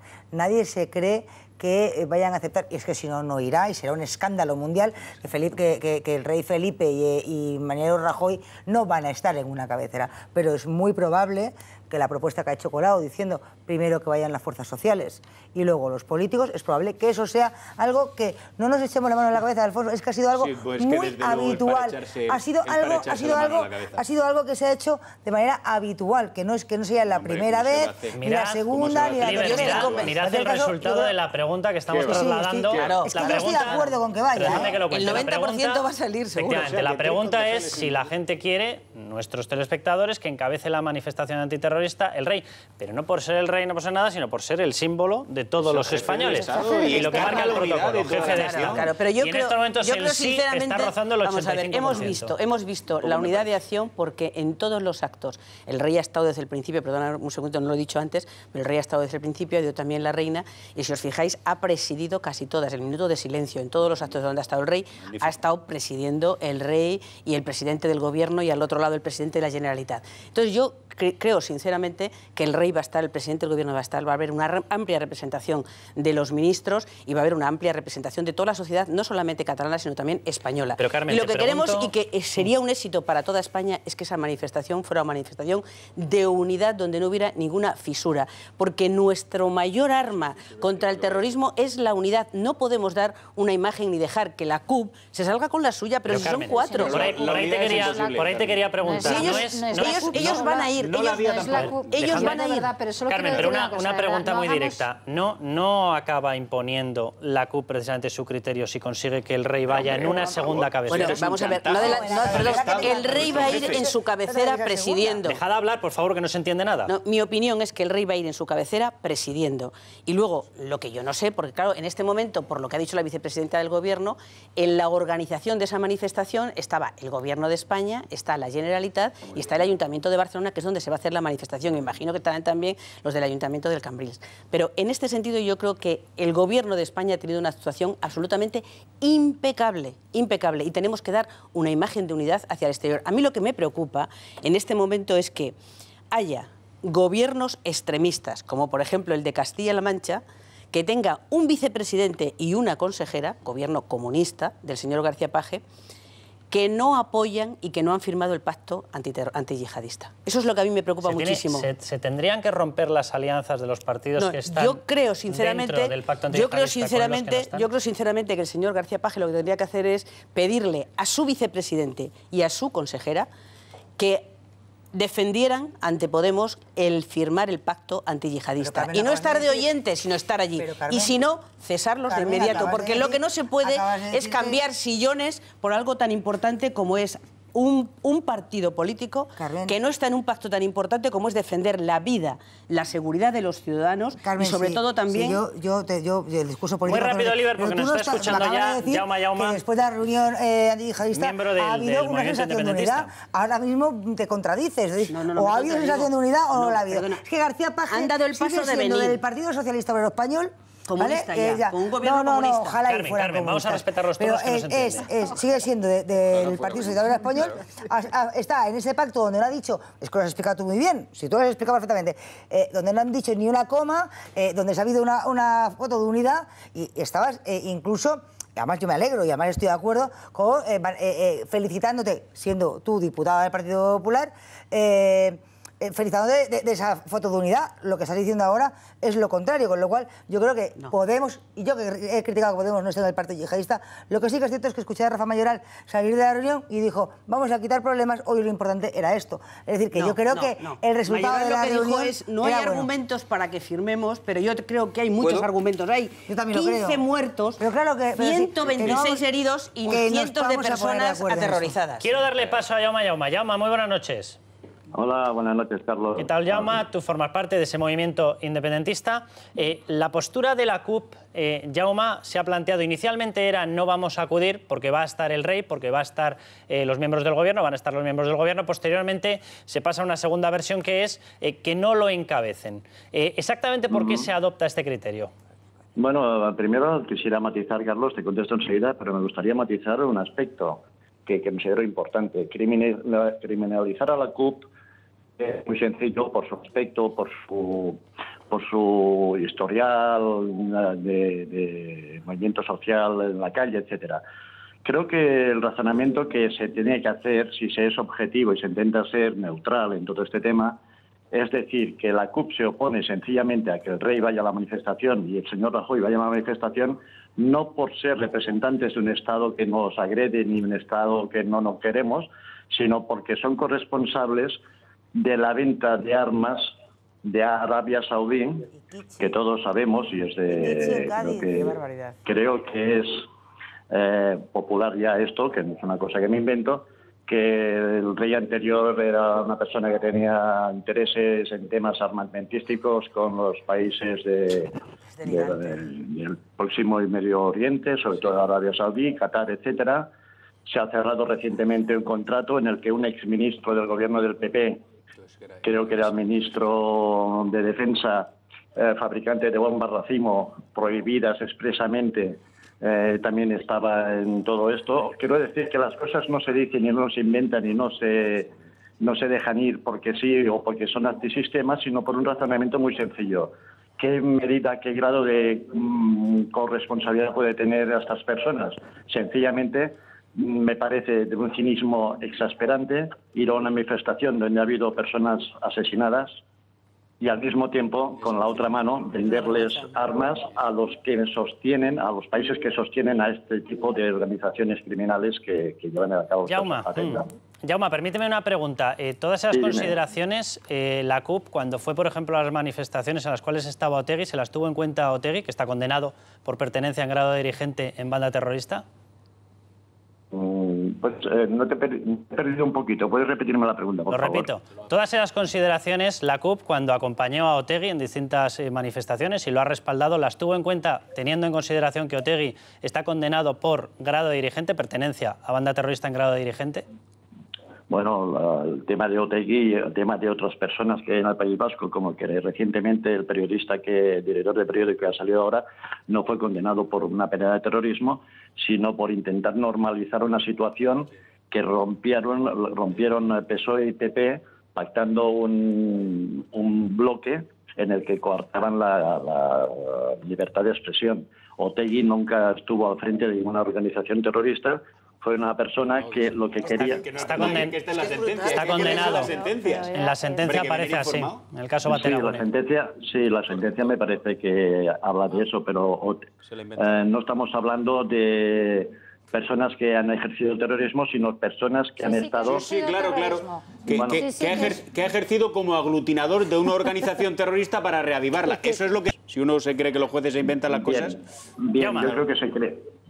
Quería acabar diciendo que creo que se criminalizan en este caso y en otros muchos las ideas y que Herri Batasuna o lo que ahora serían los partidos que se han emergido de esas organizaciones, creo que en su momento condenaron tácitamente y expresamente el terrorismo y toda la acción violenta. Por lo tanto, creo que no había lugar a condenar a personas que habían ya en ese momento condenado el terrorismo de viniera de donde viniera. Pero bueno, es otro tema.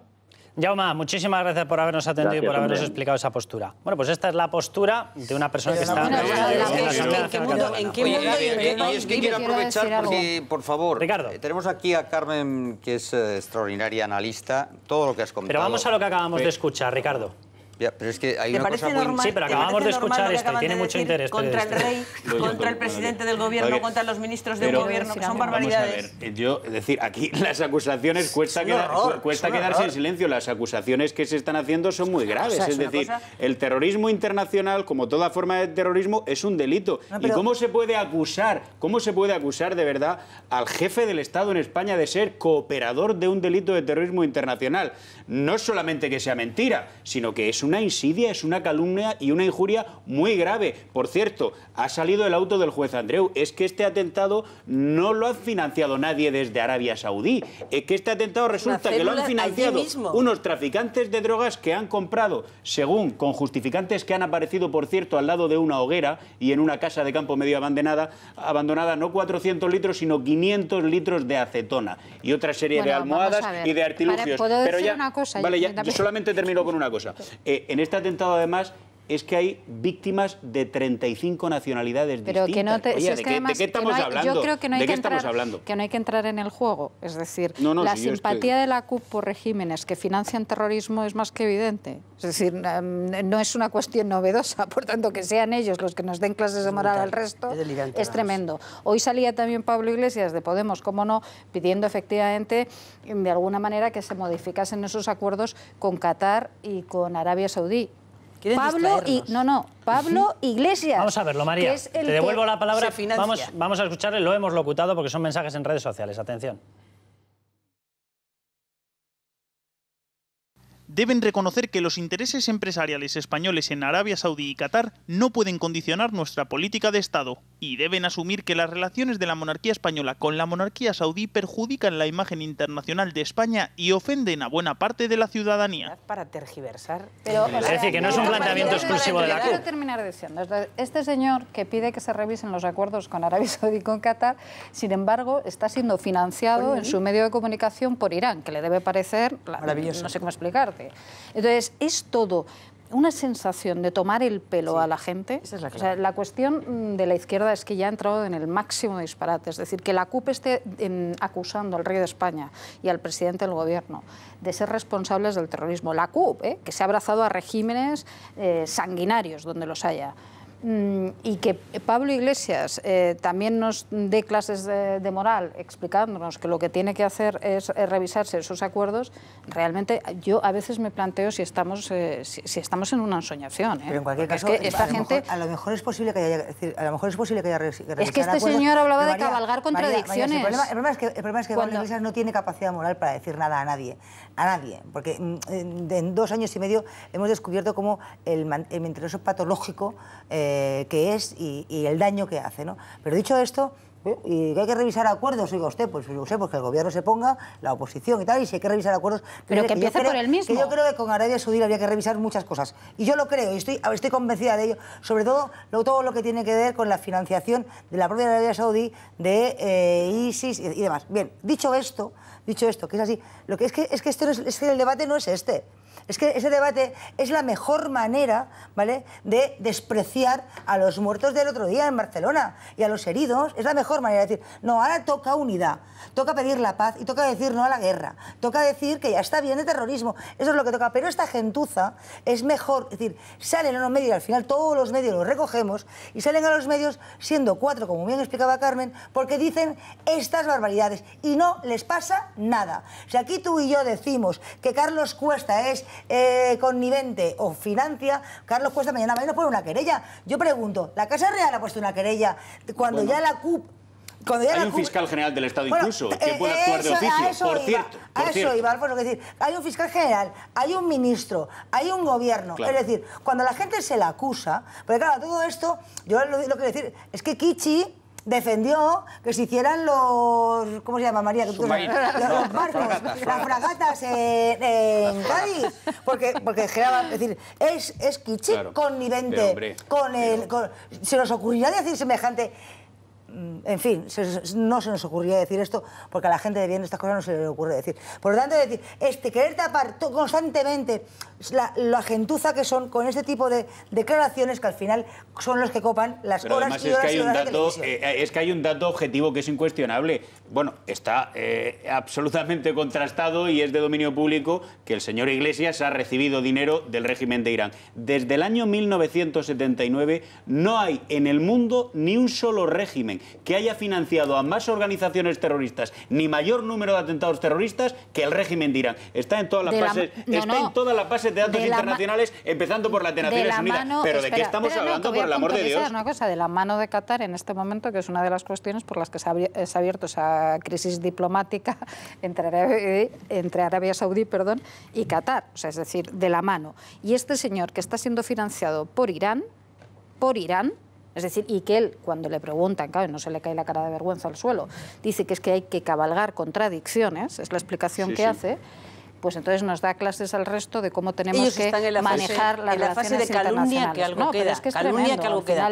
Y están echando pienso a sus seguidores, que siguen estas barbaridades y se las creen en las redes sociales. Pero a la gente normal y sensata de este país no van a convencer a nadie, porque están diciendo unas barbaridades que son increíbles. Esto yo creo que es claro. Lo que pasa es que la presencia tuya, decía yo, que me parece relevante porque el discurso este de la unidad que está haciendo el PP y la tolerancia, en mi opinión, sospechosa, tendría que tener una explicación, porque las ofensas de la Generalitat, la presencia permanente de las autoridades de la Generalitat en toda esta gestión de esta crisis, el apartamiento y la sensación de que todo esto se cocía en Cataluña y ahí aparecía como invitados Rajoy, como invitados los ministros. Todo esto tendrá una explicación política. Yo creo, y eso sí que te lo pido, que des esta explicación política, porque todo lo que has comentado, sinceramente, o sea, para eso se les paga, o sea, para que hagan una buena gestión llamando por teléfono a los presidentes del gobierno de otras naciones. Todo esto que ha hecho Rajoy le va en el sueldo. No veo ninguna categoría especial que haya sobresalido Rajoy un líder mundial. No lo veo. Pero, sin embargo, sí que creo que es interesante para los espectadores saber por qué incluso la Guardia Civil o la policía dice, pero no nos han defendido mucho este gobierno. Entonces, ¿cuál es la causa? Ricardo, te lanzo una hipótesis y tú me dices sí o no. Yo creo que estáis tratando con el problema del 1O, del 1 de octubre, que estáis muy preocupados como gobierno, lógico, y como partido, y estáis tratando de una manera suavísima a todo lo que suena a nacionalismo en Cataluña, a todo lo que suena Ricardo, eso, porque si no, no se explica tu discurso totalmente edulcorado. Aquí no hay ni una sola crítica que has hecho al nacionalismo, cómo está marginando a las autoridades de la nación, no haces ni una sola crítica al tema de, por supuesto, de las fuerzas y cuerpos de seguridad del Estado, te lo tragas todo. Entonces, esto yo creo que como sois inteligentes y un partido muy inteligente, tendrá una explicación, que es la que yo creo que debes dar tú. Ricardo, ¿Qué explicación yo lo que he explicado tiene? claramente es que en un ataque terrorista de estas características hay tres fases. La primera es de prevención, y el Gobierno de España y las fuerzas y cuerpos de seguridad del Estado están acreditados que lo han hecho siempre bien. La segunda es la actuación, y la actuación es primero con los heridos y después detener a los criminales. Y en esa fase prácticamente todavía no hemos terminado, porque es que se detuvo ayer y hoy se está todavía deteniendo. Estamos en esa fase. Y hay una tercera fase, que es la de analizar por qué ha habido un fallo y ha habido ese atentado. ¿Qué ha fallado? A nivel local, a nivel autonómico, a nivel nacional, si es que hay algún fallo. Y eso se tarda un poquito más. Y luego hay un expediente judicial abierto en la audiencia. Sí, te lo voy a terminar de explicar, en la Audiencia Nacional. Y ayer el ejemplo más claro es que se reúne el Pacto Antiterrorista, donde están el Partido Socialista, Ciudadanos, el Partido Popular, el resto de partidos políticos, aunque estuvieran de oyente, y no hay ni un partido político que no esté de acuerdo con las explicaciones que da el ministro de Interior, que da explicaciones, y ya acuerdan poner en marcha determinadas medidas que van a hacer que aquello que ya se supone que puede haber sido un fallo no se vuelva a cometer. Es decir, que se está trabajando ya en la prevención. Con todo lo que ha hecho la Generalitat. Y el sábado hay una manifestación que debemos estar todos unidos, una manifestación que debemos estar todos unidos. Y hay tiempo, y hay tiempo para seguir contando más cosas. Pero yo creo que el Gobierno de España ha actuado de forma muy inteligente, ha estado el presidente y los ministros de forma coordinada y cooperando. Yo no lo creo eso. Otra cosa es que haya que analizar por qué la Guardia Civil y la Policía Nacional han dicho lo que han dicho, sus sindicatos, y yo creo que eso formará parte de ese informe definitivo que tiene que haber, tanto de la Fuerza y Cuerpos de Seguridad del Estado, Guardia Civil, Policía Nacional, CNI y también, por qué no decir, los Mossos de Escuadra y el propia Generalitat, y habrá que ver todo y entre todos buscar soluciones para lo que haya se Quiero que veamos unas declaraciones de Soraya Sáenz de Santamaría poniendo en importancia, o marcando la relevancia que tiene este pacto contra el yihadismo y el hecho de que haya partidos muy importantes. De hecho, el otro día hacíamos un recuento aquí, abuela pluma, 1 de cada 4 diputados en estos momentos estaría en partidos que no están respaldando un pacto contra el terrorismo. Yo creo que es la primera vez que ocurre esto en España. La importancia. Y luego les voy a dar paso a cuál ha sido la reacción de una persona, de Ramón Espinar. Atención. Esos partidos tendrán que explicar su posición. Yo solo quiero decir una cosa. Siempre lo digo, es una frase que me habrán a lo mejor escuchado en alguna ocasión. La unidad de los demócratas es la mayor debilidad de los terroristas. Es lo que nos hace fuertes como sociedad. El llamamiento que hacía Soraya Sáenz de Santamaría, por favor, firmen ese pacto. Ese pacto necesita de que estén todos, de esa unidad, no en la fotografía, sino en el pacto. No solo en la fotografía, en el pacto, en la política, en las medidas. Bueno, pues según se le está pidiendo explicaciones a Podemos de por qué no está, por segunda vez consecutiva, Ramón Espinar se desmarcaba con esta petición a los periodistas. Quien le pide al Govern de Cataluña que repita una información en castellano debería plantearse si España se puede unir a martillazos. Le ha caído literalmente la del pulpo. En redes sociales se les está pidiendo explicaciones de por qué no están respaldando el pacto contra el yihadismo. Y sale con una supuesta bronca a los periodistas españoles, a todos los periodistas españoles, que los hay en Cataluña, que los hay en todas partes. Meter sistemáticamente la pata, es decir, no saben cómo meter la pata y siempre lo hacen. No están en el pacto, vamos a ver, lo han explicado alguna que otra vez. Yo por eso... Porque quieren diferenciarse de los demás y porque también van más allá, van más al fondo de la cuestión. Ya. No es que se quieran diferenciar porque estos no hacen nada porque sí, estos están muy ideologizados, ¿no? Ellos lo que no querían, por ejemplo, cuando se introdujeron ciertas modificaciones en el Código Penal, como por ejemplo el hecho de que la captación, el adiestramiento de terroristas y todo este tipo de cosas, el uso de Internet que se podía hacer, de consultar ciertas páginas, esto pudiese ser constitutivo de delito, estos señores no estaban de acuerdo porque decían que se recortaban derechos. Esto es lo que pasó. Y no están en absoluta de acuerdo con que, por ejemplo, se aplicara la máxima pena a este tipo de delitos, la máxima pena privativa de libertad. O sea, es decir, ellos no suscriben el pacto por estas cuestiones, no porque... Entonces, lo que no entiendo muy bien es, yo estoy bastante de acuerdo hoy con Ricardo, fíjate Ricardo, pensé que nunca iba a decirlo, pero es verdad. Yo no sé, todo este paripé, que yo puedo entenderlo en el marco del 1 de octubre, es decir, el gobierno ha planteado, ha dicho vamos a ser pragmáticos, vamos a que pase el chaparrón, vamos a intentar tener más o menos una posición de cierto consenso, de entendimiento en una relación que está rota. Es la única explicación que seguís en este discurso, porque es que realmente ir al pacto antiterrorista con una con una serie de partidos que van de observadores, pero ¿cómo se puede ir de observador a un pacto antiterrorista? Pero María, fíjate tú, me acabas de dar la razón. Mira, en ese análisis que has hecho tan interesante, que yo en parte lo comparto, en una situación tan complicada como la que se vive en este momento en Cataluña en relación con ese 1 de octubre, es decir, la actuación del gobierno ha sido impecable, impecable, porque ha conseguido muchas fotos de unidad que a nivel internacional pesan mucho y el prestigio que tiene nuestro país en la lucha antiterrorista, las fuentes de información que tiene, los contactos con otros países son tan importantes. Pues yo tengo mis dudas. Yo solo quiero decir una cosa, permíteme que termine una cosa. Perdona, el responsable máximo de la Unión Europea haya salido al día siguiente diciendo: a partir de ahora la Unión Europea, la Unión Europea va a poner en marcha, no, se lo digo porque hay cosas que se tienen que aclarar, como es, por ejemplo... el problema de Cataluña no está fuera de nuestras fronteras, es decir, fuera de nuestras fronteras todo el mundo tiene meridianamente claro que el tema catalán es una cuestión interna de España. Eso lo tiene meridianamente claro. O sea, a mí me parece que el problema está en Cataluña y lo que se ha conseguido, desde mi punto de vista, lo que se ha conseguido con toda esta puesta en escena errónea desde el Gobierno central, desde mi punto de vista, es que se cree un relato en Cataluña en el que se ha dicho a los ciudadanos nosotros somos lo que decía autosuficientes.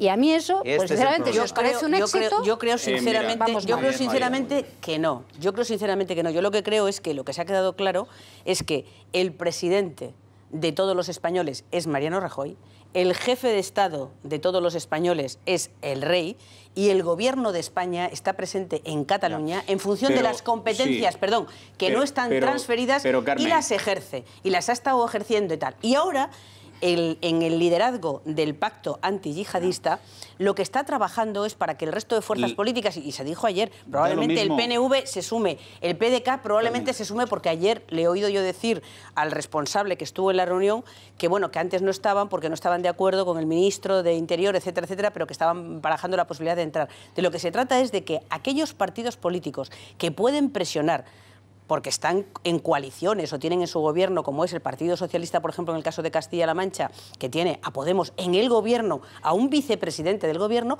que presionen para que también no haga Podemos lo que está haciendo en este momento, sino que se comprometa, Carmen, y actúe para defender la vida y la seguridad de los ciudadanos. Yo entiendo tu discurso, pero realmente las cuestiones de seguridad, y que las tienen que dirigir y conducir los profesionales de la seguridad, no se pueden mezclar con la política ni con los partidos. Y al final aquí estamos hablando de un atentado en el que hay decenas de víctimas, algunas de ellas mortales, y además de que en estas horas críticas todavía tenemos a los mandos de la lucha antiterrorista reunidos e intercambiando información para intentar evitar que haya otro atentado de esta envergadura o mayor. Entonces, yo aprecio naturalmente que tengáis voluntad de integrar a determinados partidos. Esos partidos ya han dicho, la mayor parte de ellos, los que están fuera del pacto antiyihadista, que no están de acuerdo con que se le den más poderes ni a la policía, ni a la Guardia Civil, ni a los jueces y fiscales de la Audiencia Nacional, porque todos estos actores, que yo entiendo naturalmente que hacen un Estado de Derecho más fuerte, ellos entienden que conculcan derechos civiles. Y termino diciendo una cosa, el apaciguamiento no suele funcionar. Empezó Ada Colau quitando la estatua del jefe del Estado, el busto, del Salón de Plenos del Ayuntamiento de Barcelona, porque dijo que el rey estaba sobrerepresentado en España, y ahora quieren arrinconarlo en una manifestación. Os doy otra noticia, os cito otra noticia, Carmen, que hoy ha generado revuelo. Bueno, Fomento instala volardos frente a la estación de Sants. Yo quiero recordar simplemente que la competencia de seguridad nacional es del Estado. Es decir, sea donde sea, es del Estado. Fomento instala volardos, atención, frente a la estación de Sants, pese a la oposición del Ayuntamiento de Barcelona. Carmen. Lo ha desmentido la teniente de alcalde Jané, que te voy a buscar el tuit, que te lo voy a pasar ahora mismo, diciendo que es mentira. Que es mentira la noticia. Que se hayan opuesto, y le ha pedido al Mundo que rectifique. Sí, la noticia es del diario El Mundo. Leo literalmente, el Ministerio de Fomento ha decidido reforzar la seguridad en los aledaños de la estación de tren de Barcelona, Sants, tras el atentado registrado el pasado jueves en la Rambla. Todos sabemos perfectamente que hay muchos establecimientos públicos, no voy a dar aquí nombres, establecimientos públicos y privados que tienen volardos en las puertas de entrada de sus establecimientos, desde bancos, centros comerciales, porque es la propia seguridad de del propio establecimiento. Entonces, desde luego, los aeropuertos y lo que son competencias del Estado pondrán todos los medios que tengan que poner para proteger de que estas cosas no puedan Me está pasando, Liber, precisamente el tuit, Janet Sanz. Teniente de alcalde del Ayuntamiento de Barcelona. Teniente de alcalde de Barcelona, de En Comú, además lo pone ella literalmente, dice, esta noticia no es cierta, dice, forma parte de una campaña de intoxicación mediática. Exigimos al Mundo su rectificación inmediata.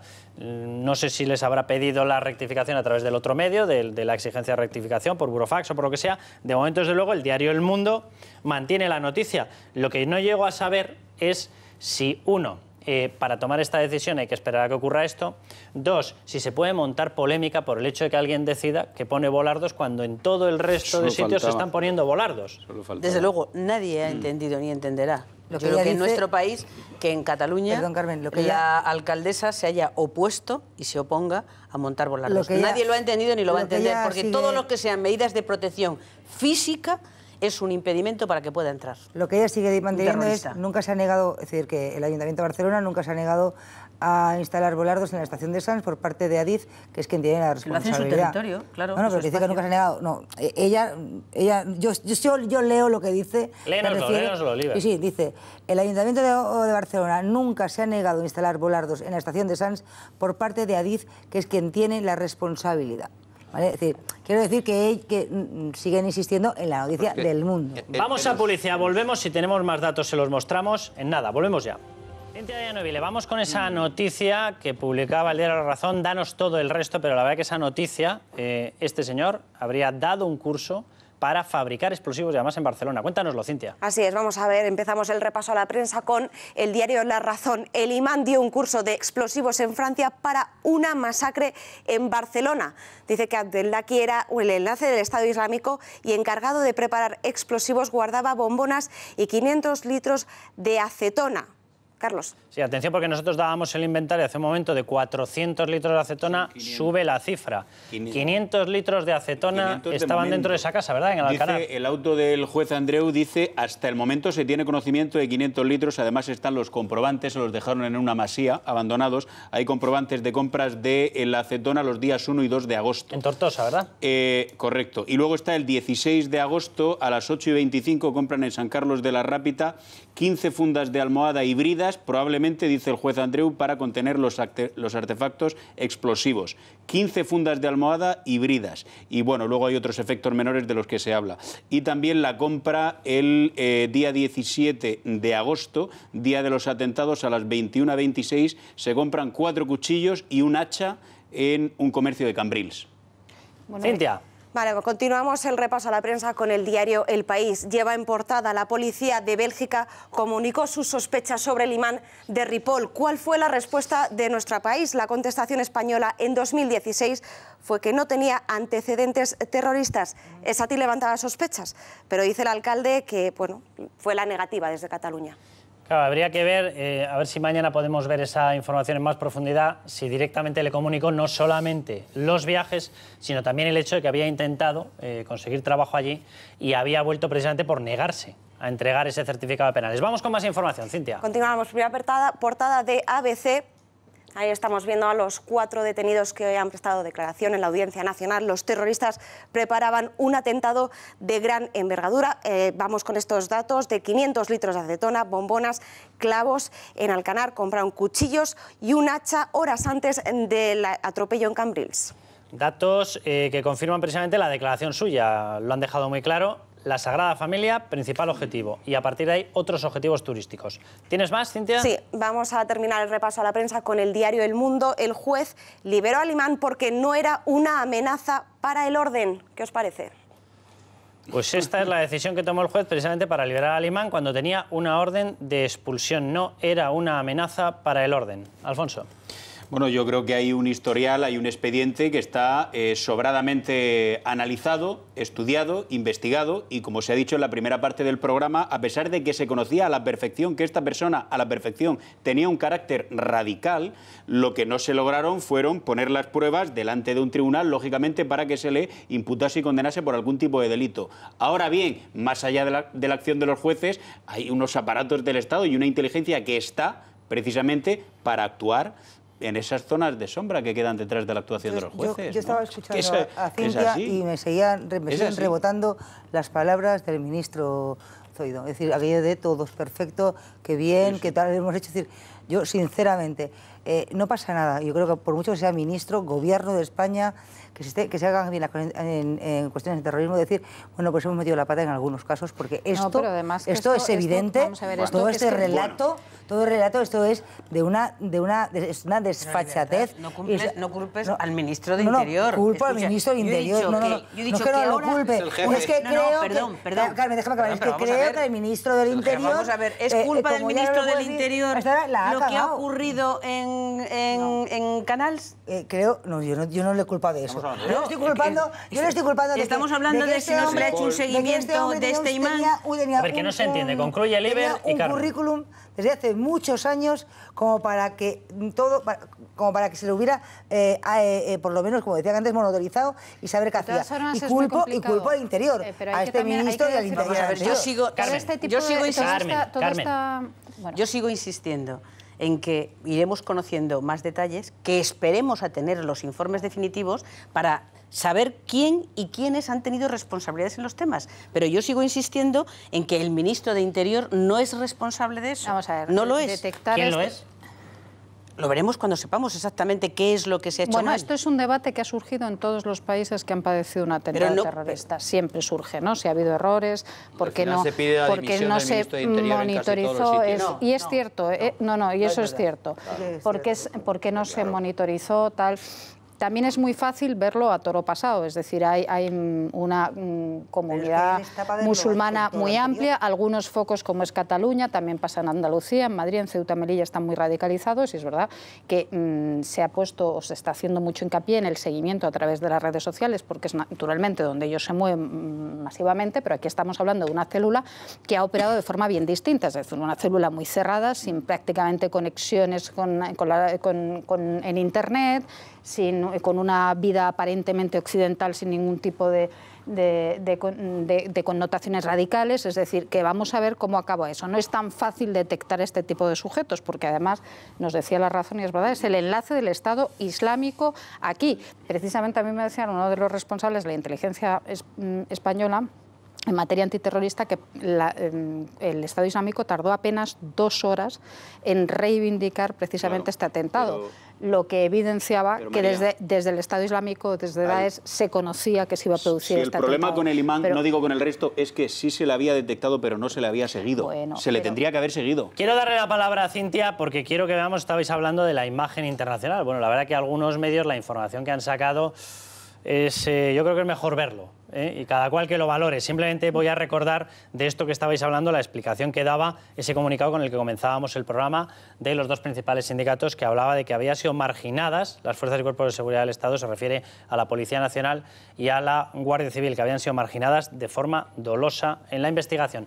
Cintia, vamos con esos ejemplos de cómo se ha recogido algunas informaciones. Vamos a verlo. Sí, algunos datos que podían leerse en Italia. Correo de la Sera, vamos a ver qué nos decían sobre Younes, este terrorista que acabó ahí abatido. Decía que él era un yihadista y además era independentista, que participó en el sí como voluntario. Recuerdan, el pasado 9 de noviembre. En definitiva, al final esto fue un error, tuvo que rectificar, que pedir perdón, que él habló con la madre y que no le entendió bien. Lo que la madre estaba diciendo es que era una persona que le interesaba la política, pero no necesariamente era un yihadista y además independentista. Y el Correo de la Sera, que se supone que es un medio serio. Bueno, pues agarraos a la silla porque ahora viene la madre de todas las meteduras de pata. Sí, esto probablemente lo hayamos visto ya por WhatsApp, nos haya llegado en Twitter, en Facebook, en definitiva. Van a ver cómo Bloomberg decía o narraba quiénes eran los terroristas de estos atentados. Escuchen. Identificar al conductor, ¿no? Que difundir su imagen y esto. La camioneta fue abandonada, está en posesión de las autoridades. Ya sabrá usted toda esta revisión de huellas y de este tipo de cosas. El primer detenido es un ciudadano marroquí.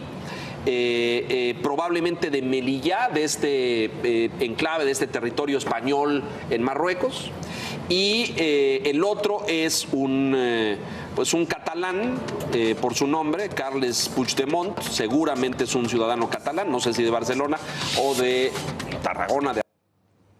Bueno. Carles Puigdemont, un ciudadano catalán que era uno de los detenidos, el terrorista Carles Puigdemont. El jurado del Pulitzer, yo creo que ya acertó. Este programa le da el premio especial. Nosotros aquí en España... Era Bloomberg, ¿eh? Sí, bueno, pero nosotros aquí en España... No lo digo porque cuando nos salen esos complejos, es que lo ha dicho un medio internacional. Vale. Bueno, ya, pero también hay que decir que nosotros aquí llegamos a publicar que estaban atrincherados en un restaurante, que tenían armas largas, que tenían rehenes. Bueno, ya, pero quiero decir, y eso se publicó, nombre, supongo que cuando eres un medio importante, cuando publicas un nombre, tienes que contrastar, digo yo, ¿no? Sí, si eres el Correo de la Sera, suele ser conveniente tener algún traductor de español para entender lo que te dicen. Exacto, y si eres Bloomberg, suele ser conveniente distinguir entre un yihadista y Carles Puigdemont. Y el presidente de la Generalitat. Vamos a dar el resultado. Preguntabais si la gente quería o no quería, y lo preguntábamos nosotros a todos los telespectadores, si quería que estuviese el rey en cabeza de esa manifestación. Pues ahí tienen el resultado. 87,2% dice el rey en cabeza. No en cabeza de una segunda división. No en cabeza de una segunda pancarta. La pancarta de consolación. En cabeza de la cabeza. Esa. Si querían que encabezase la manifestación, bueno, pues 87,2% dice el rey como símbolo de España, donde tiene que estar es delante porque representa a todos los españoles. Pues podemos hacer una porra a ver qué va a pasar, si queréis. La hacemos otro día, que se nos ha acabado el tiempo, María. Vámonos ya, mañana estaremos aquí como siempre, a la misma hora, y les daremos toda la información de todo esto, porque sigue saliendo muchísima información. Muchísimas gracias por haber estado ahí. Hasta mañana, ya saben, a levantar España.